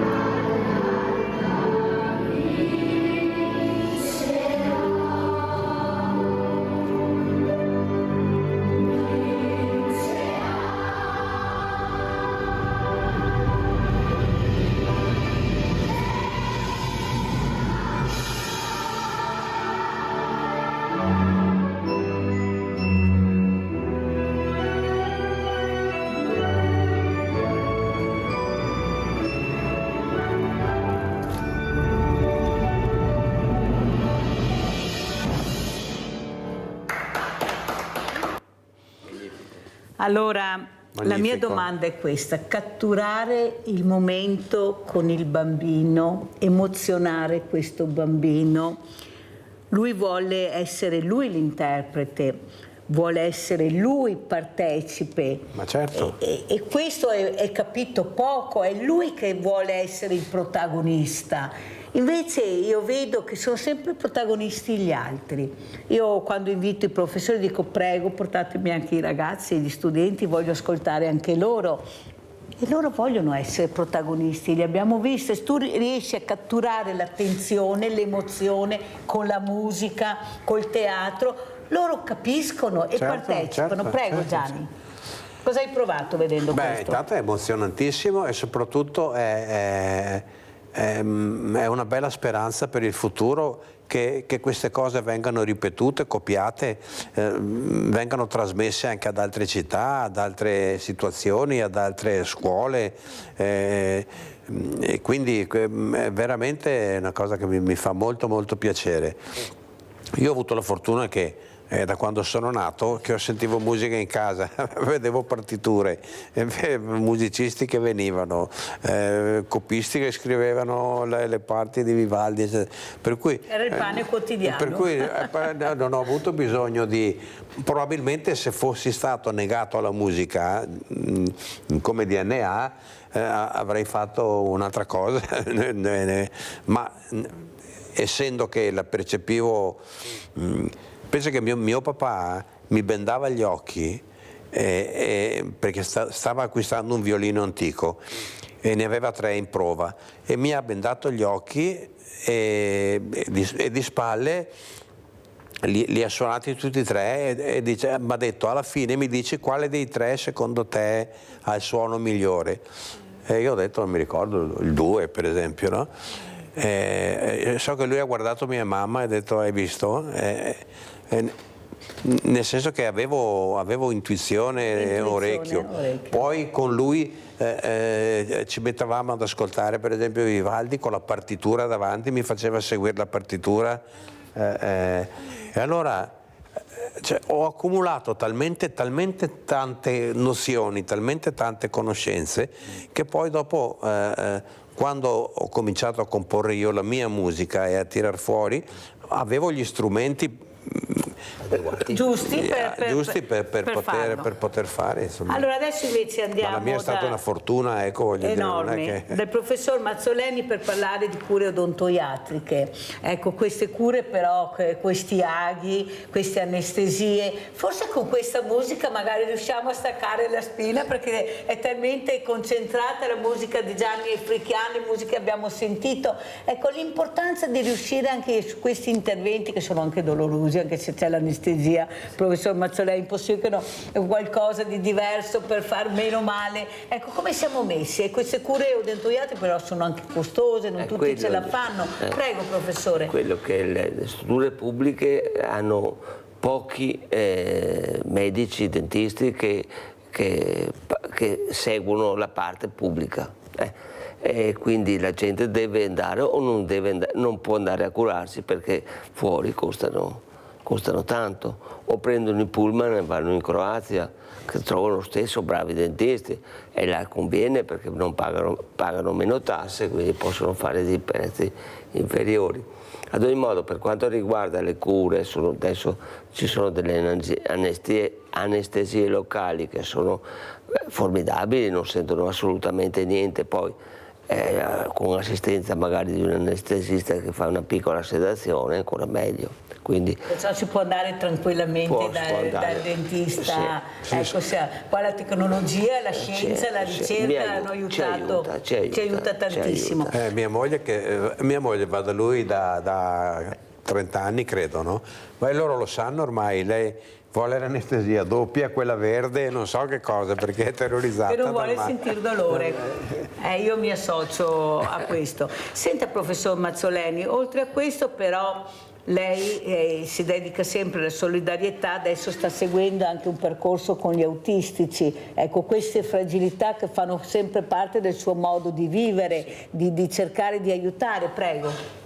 Sto seguendo in questo periodo un'associazione di famiglie, di genitori che hanno figli autistici e che esprimono dei desideri, vorrebbero un luogo dove questi ragazzi si possano incontrare, ma soprattutto sono preoccupati del dopo di noi.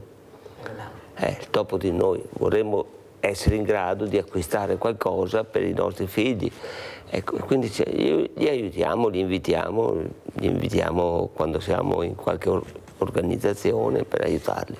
Ecco, questo è molto importante perché la condivisione del dolore, del momento della difficoltà, io dico sempre che l'unione fa la forza, ecco, forse dovremmo unirci di più. Io dico sempre, professore, che non mi interessa essere 7.500 associazioni di volontariato se poi non riusciamo ad arrivare l'anziano, la famiglia, perché non sappiamo il nome, il cognome, l'indirizzo. Allora è come non ci fossimo. Ci sei quando cerchi di aiutare la fragilità. Cos'è per te, Gianni African, la fragilità? Proprio come compositore.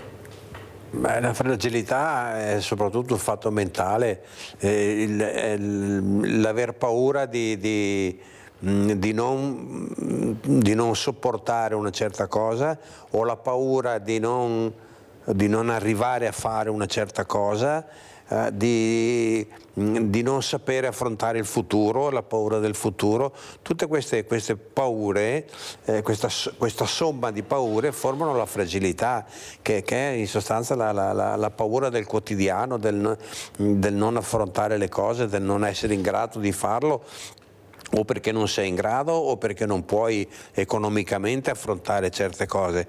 Allora c'è chi è forte e reagisce, e chi invece è fragile, che si lascia opprimere da questi pesi enormi che appunto riguardano il futuro, riguardano la salute dei figli, riguardano tutto ciò che nella vita comporta un impegno o comunque un problema. E questo è molto importante. Allora, prima di salutare gli ospiti, andiamo a vedere l'ultimo video che ha portato Gianni African, Summer Dream. Andiamo a sentire, poi commentiamo e salutiamo. Ancora un altro.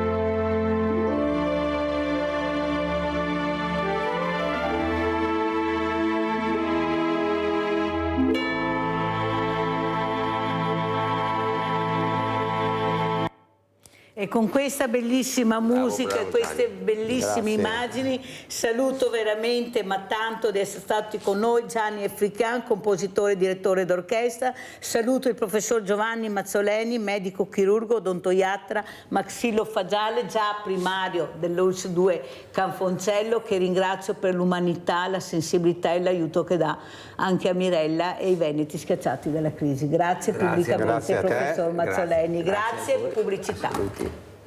Arrivederci.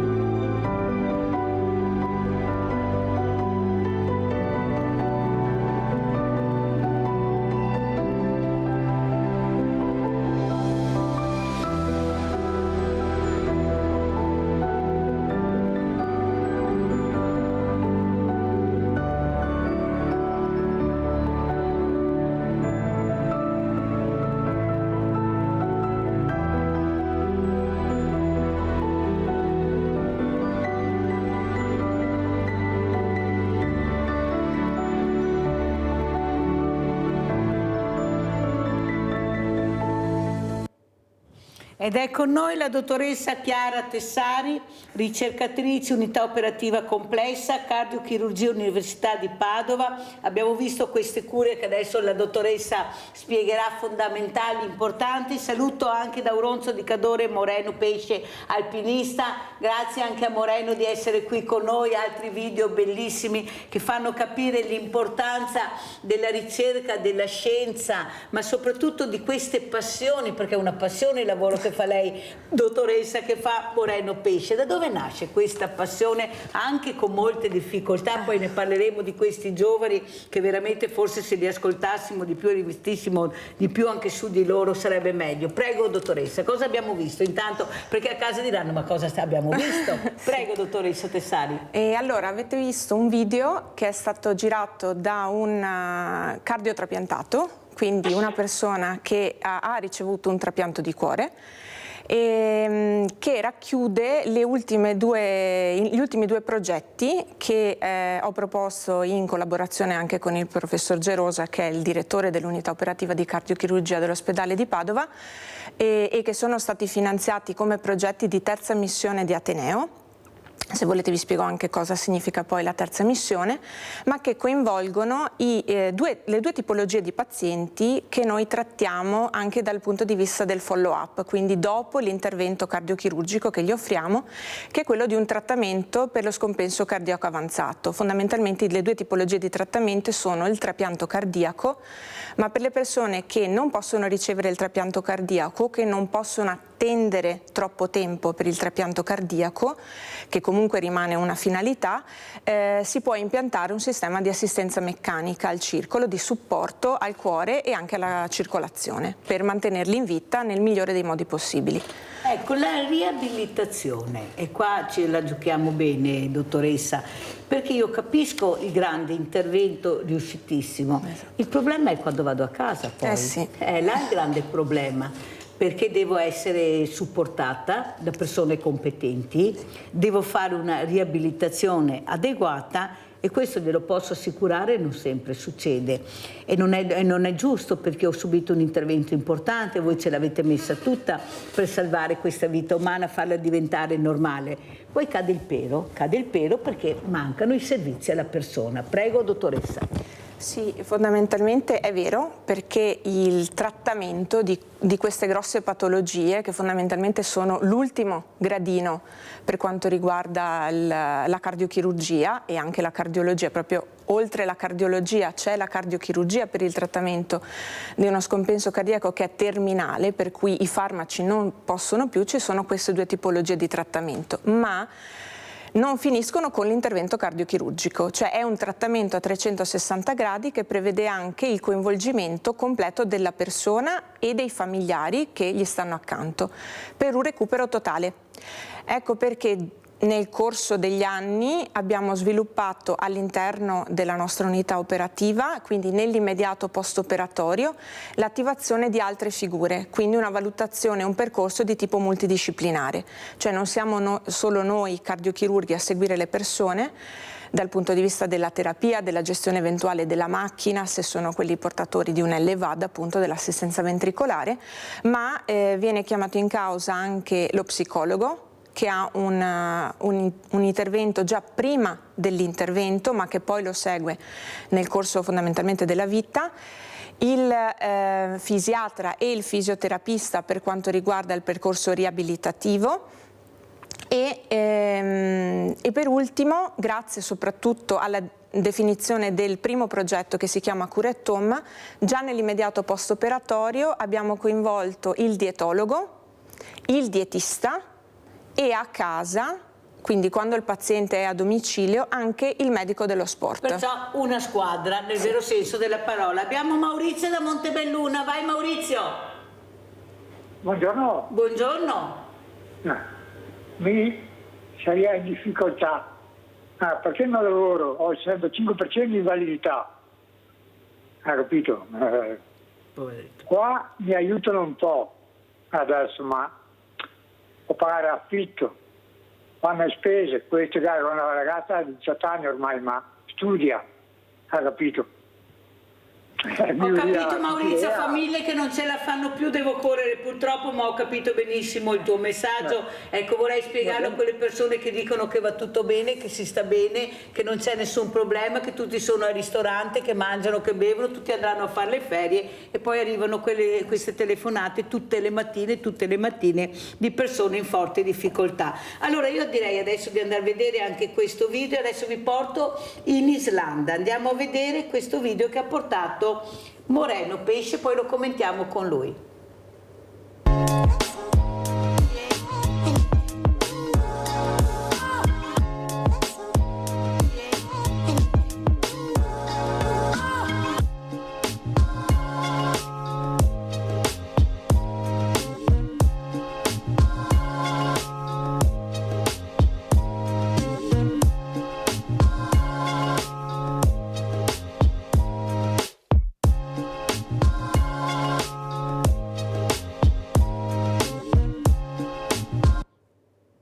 Allora Moreno, intanto ti ringrazio di essere qui, devi promettermi che devi venire a Treviso, che ti devo far incontrare Fulvio Marotto, che non so se te l'ho già accennato, ma lo devi incontrare per capire quanta voglia di vivere, quanta allegria c'è nei vostri volti, la passione che vi fa vivere la montagna, Fulvio, le attività sportive. Prego Moreno e grazie per questo video.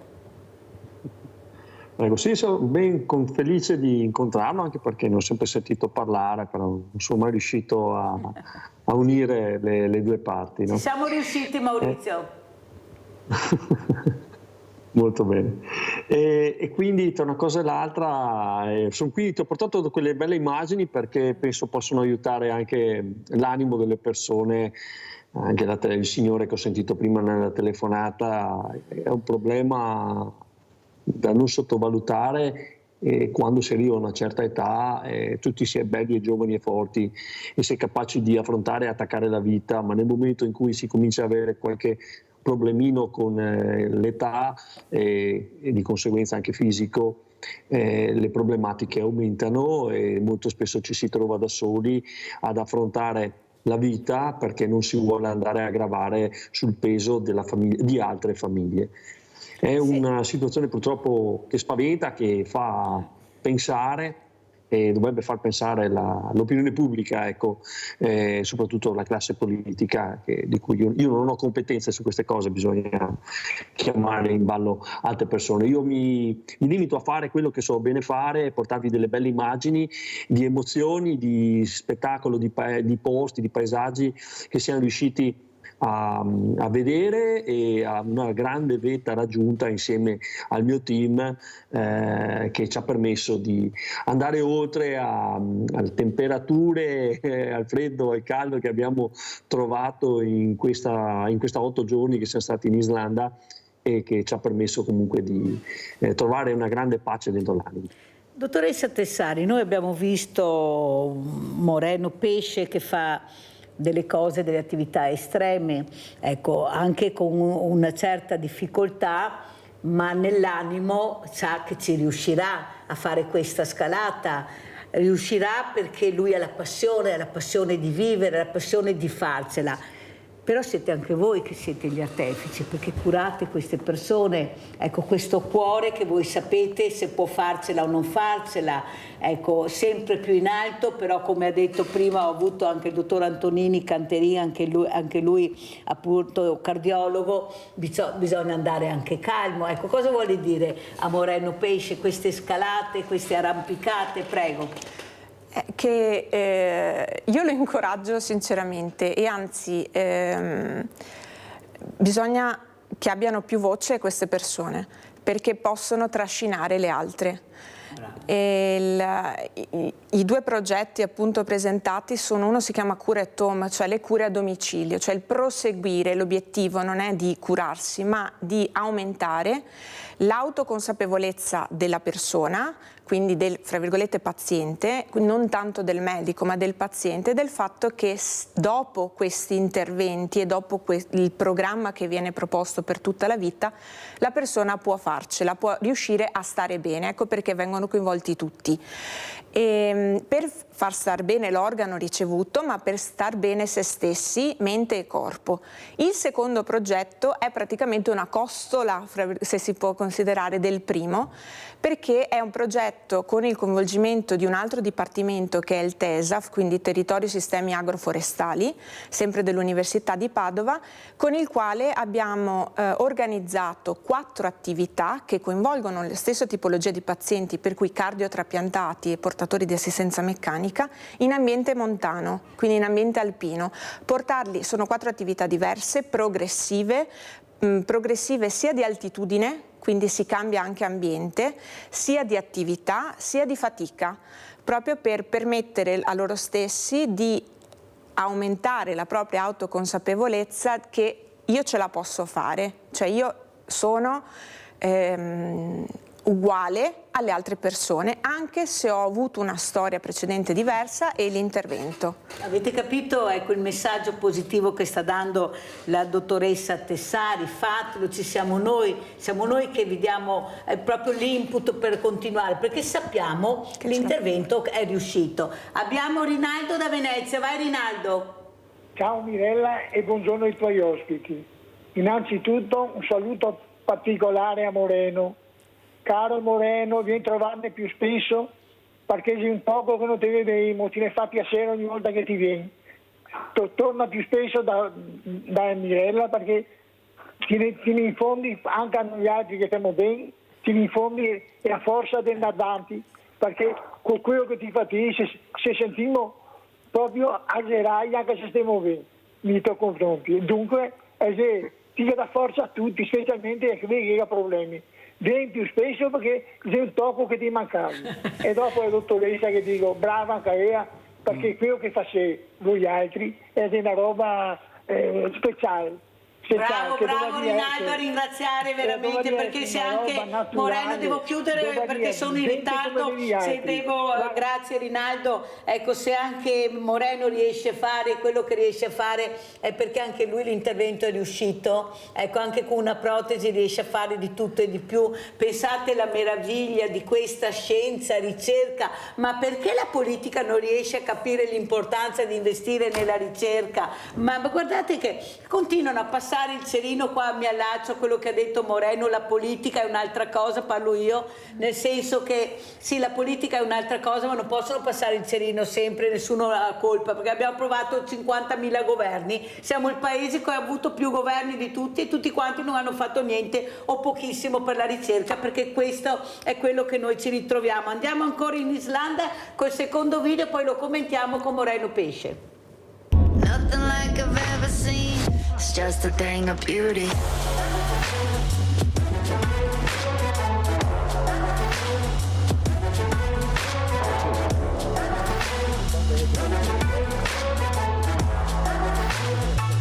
It's just a thing of beauty.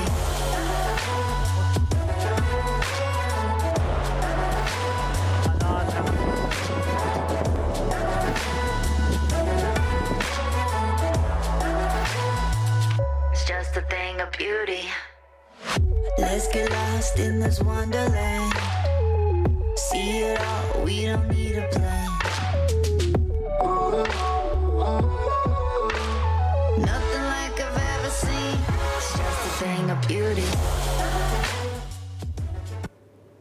Allora commentiamo questo video, Moreno Pesce, ti ringrazio di aver mandato, ecco, questa neve meravigliosa, ecco, forse se l'uomo comincia a fare meno cemento e mettere meno cemento anche dove c'era la neve, tagliare gli alberi, forse sarebbe meglio per tutti. Prego Moreno. Guarda, intanto volevo ringraziare Chiara per quello che ha detto e che ha praticamente messo a conoscenza anche me di questi progetti che fanno.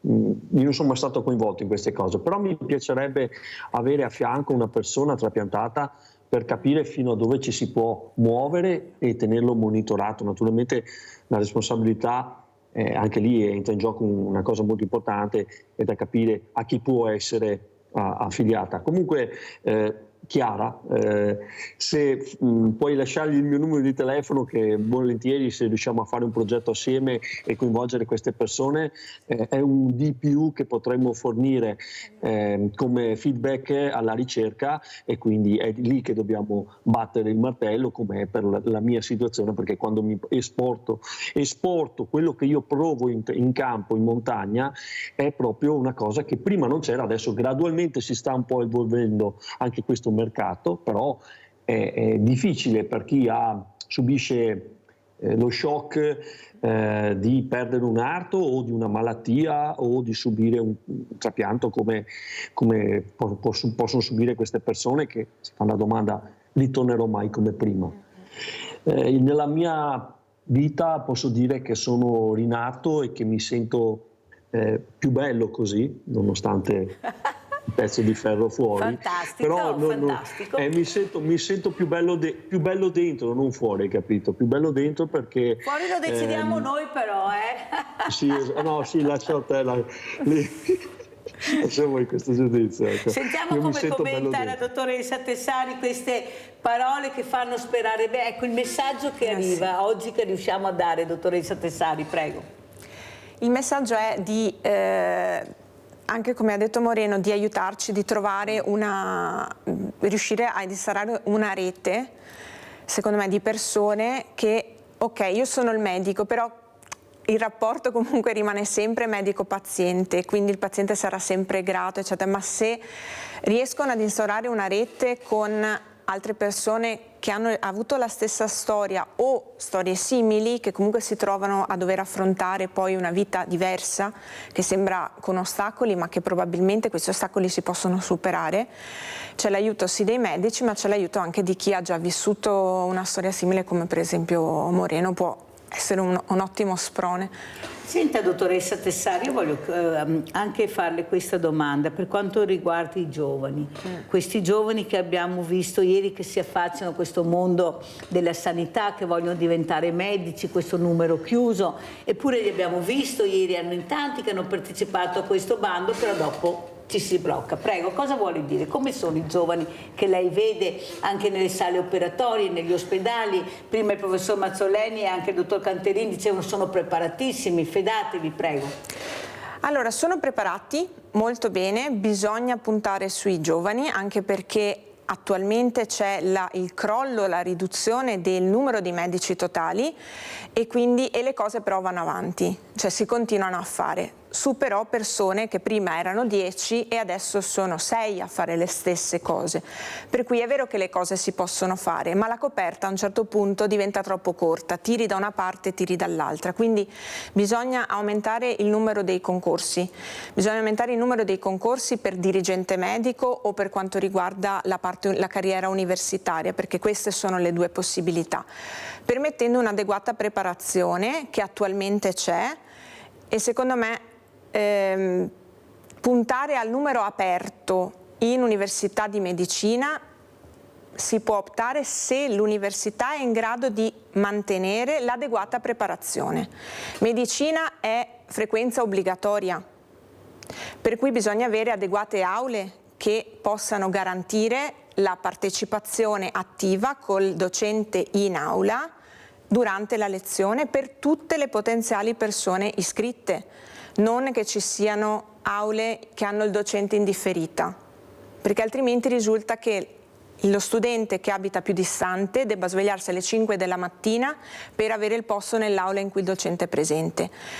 E la stessa identica cosa che è un effetto imbuto quando si finisce la laurea in medicina e aule e laboratori, perché poi i primi 3 anni in genere sono anche laboratori, quindi laboratori che possano accogliere tutti questi studenti e ospedali che possano accogliere tutti questi studenti quando arrivano a fare il tirocinio in corsia. Però, e finita quella... Apriamo una parentesi, sì. Ho avuto un ricercatore, mi sembra dall'Australia, che ero collegata, che ha detto tutto bene, sì è vero, siamo formati quando usciamo dalle università, siamo molto preparati, tanto è vero che quando vanno all'estero se li prendono subito e fanno fatica anche a tornare, però mancano i laboratori, non ci sono gli stessi laboratori. Cosa vuole dire?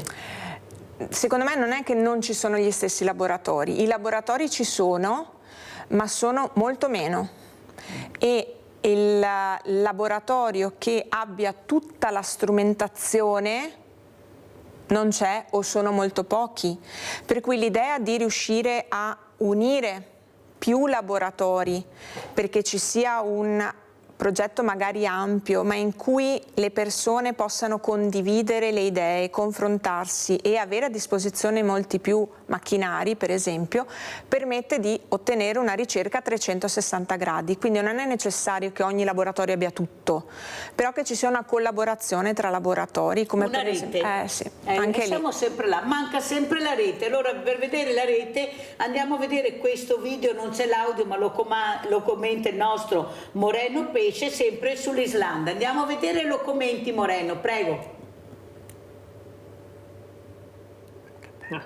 Ok, lì è il campo 1, abbiamo diviso in due i 2200 metri di dislivello che ci separavano dalla vetta perché siamo dovuti partire dal mare e il team ha creato un campo di appoggio con 3 tende in caso di ogni necessità, perché essendo molto lento i venti che arrivano dal mare o arrivano dalla parte nord possono far variare la temperatura da meno 11 che abbiamo trovato a temperature molto importanti che possono arrivare anche a meno 30. Quindi onde evitare problematiche abbiamo pensato di spezzare in 2 la cosa, poi stavamo bene il giorno della vetta e abbiamo deciso di scendere e di fare i 2200 metri di dislivello in discesa smontando il campo in un unico giorno. Siamo partiti alle 3 della mattina e alle 8 eravamo ai camper che avevamo noleggiato per fare i movimenti, gli spostamenti. È stato... Senti Moreno, quando arrivi nelle vette, non hai mai pensato lassù qualcuno mi ama, quando guardi Ecco, questo Papa, che ieri c'era la giornata mondiale del bambino, che si attorna di queste figure, che cerca di far capire la fragilità di queste creature, la bellezza della natura, dell'ambiente, che qualche uomo e qualche politico sta calpestando senza pensare che questi bambini dovranno avere un futuro, che ha avuto la fortuna di avere magari Moreno Pesce e che loro non avranno se continuiamo a non veramente cercare di capire questi ricercatori che sta cambiando il clima. Prego Moreno, cosa vuoi dire?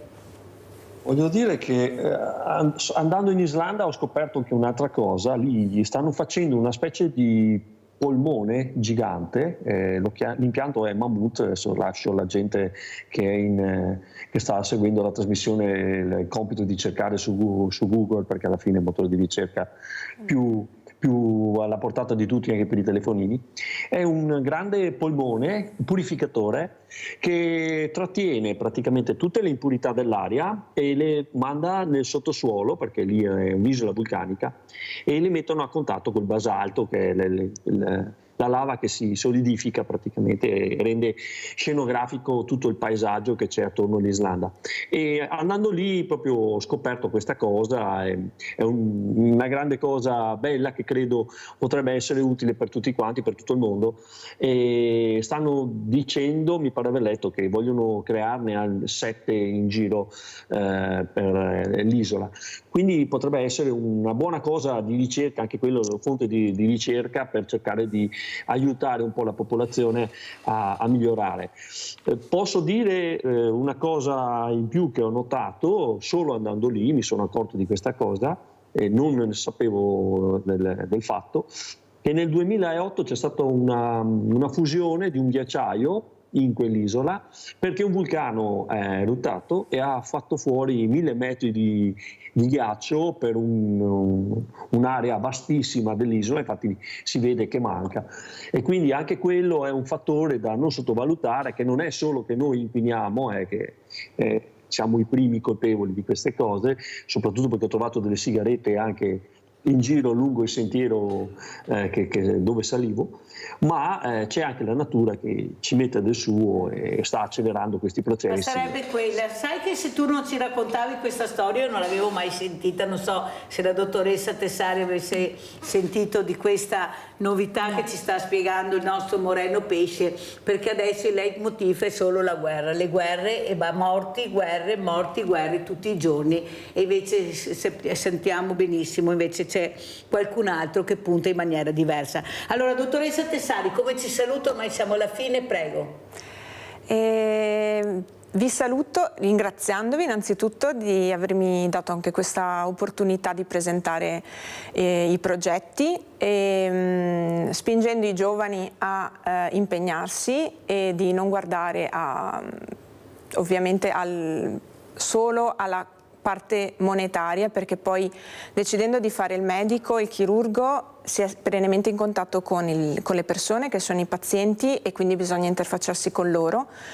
E ringraziare i pazienti, perché se i progetti vanno avanti è anche grazie a loro, perché hanno deciso di rifinanziare i progetti, perché tutto questo non deriva da sistema politico, ma da finanziamenti, appunto dicevo prima, di terza missione, e adesso da parte anche dell'associazione dei pazienti.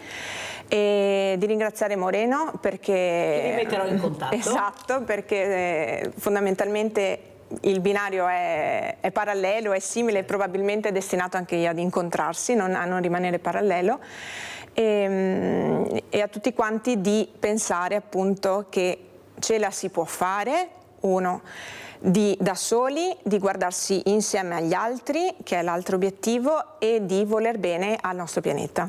Più chiara di così non poteva essere la dottoressa Chiara Tessari, cardiochirurga, ma soprattutto questa operativa complessa che abbiamo la fortuna di avere anche a Padova, ecco, perché guardate che è difficile anche morire ormai, bisogna essere anche un po', no, mi veniva una parola ma non la dico perché veramente ce la stanno mettendo tutta. Senti Moreno, vediamo delle foto che tu hai mandato, chiudiamo con queste foto, vediamo la regia se me le manda, così le commenti, vediamo che foto ha mandato Moreno. Ecco qua dove sei Moreno?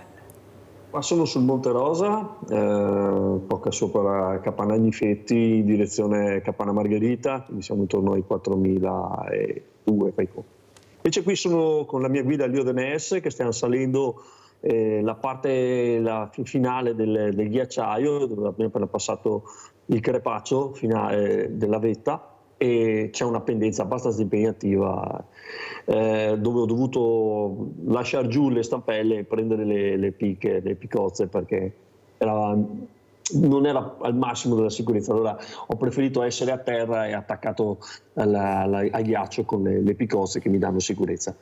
Qui siamo sul Fazzarego, sopra Cortina, e stiamo facendo un po' di stretching in salita a una no, guarda, io e la dottoressa stiamo sorridendo perché è veramente troppo forte Moreno. Facendo un po' di stretching, sì, con una gamba sola perché l'altra è così e così. Prego, prego Moreno.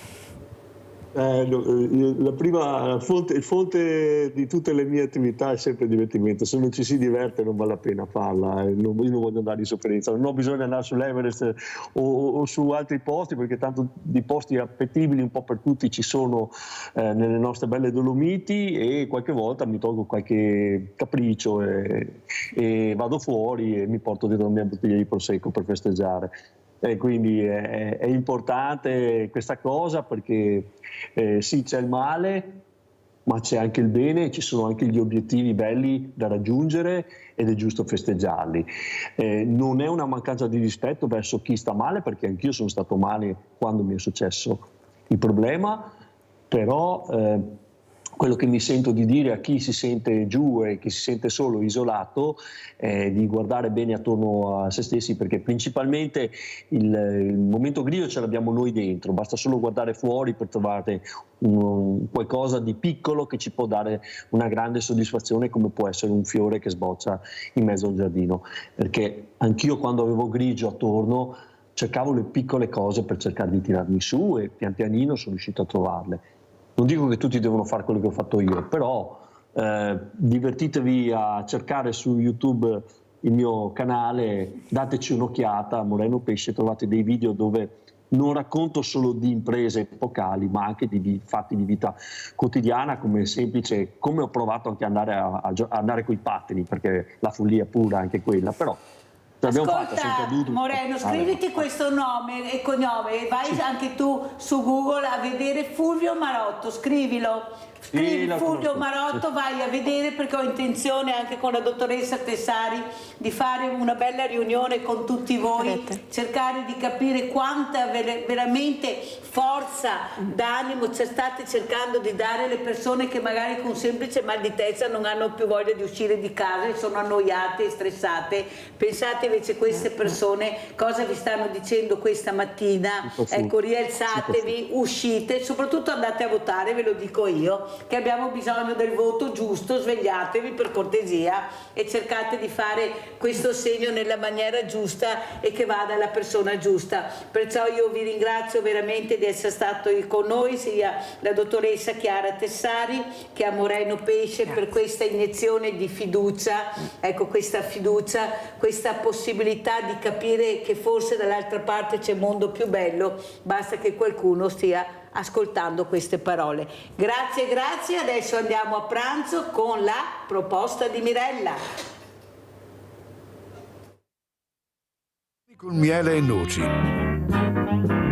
Questo è un primo piatto che un tempo si usava servire anche come dolce alla vigilia di Natale, escludendo tra gli ingredienti il formaggio grattugiato. Ingredienti per 4 persone. 320 grammi di maccheroni, un'arancia, formaggio grattugiato, 50 grammi di miele, 100 grammi di gherigli di noce tritati, sale, pepe.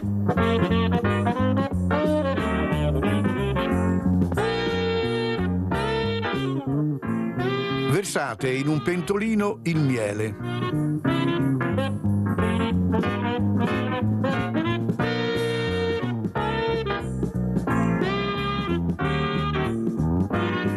Grattugiate la buccia dell'arancia.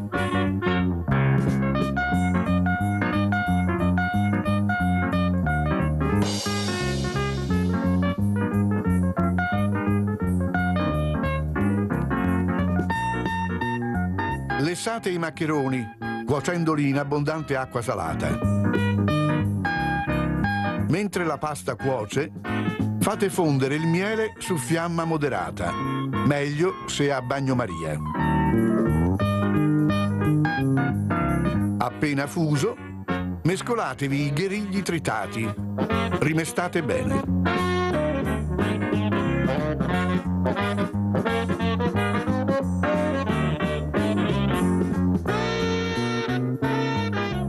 Quando la pasta sarà cotta, scolatela e versatela in una terrina fonda con mestolini del miele che avevate in precedenza fuso e amalgamato.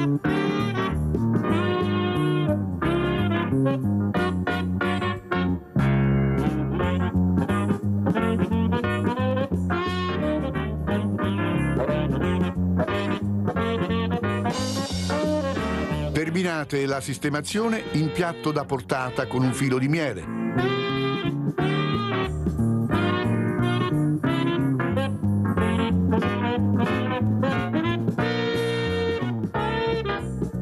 Cospargete di parmigiano grattugiato e pepe macinato al momento. E buon appetito!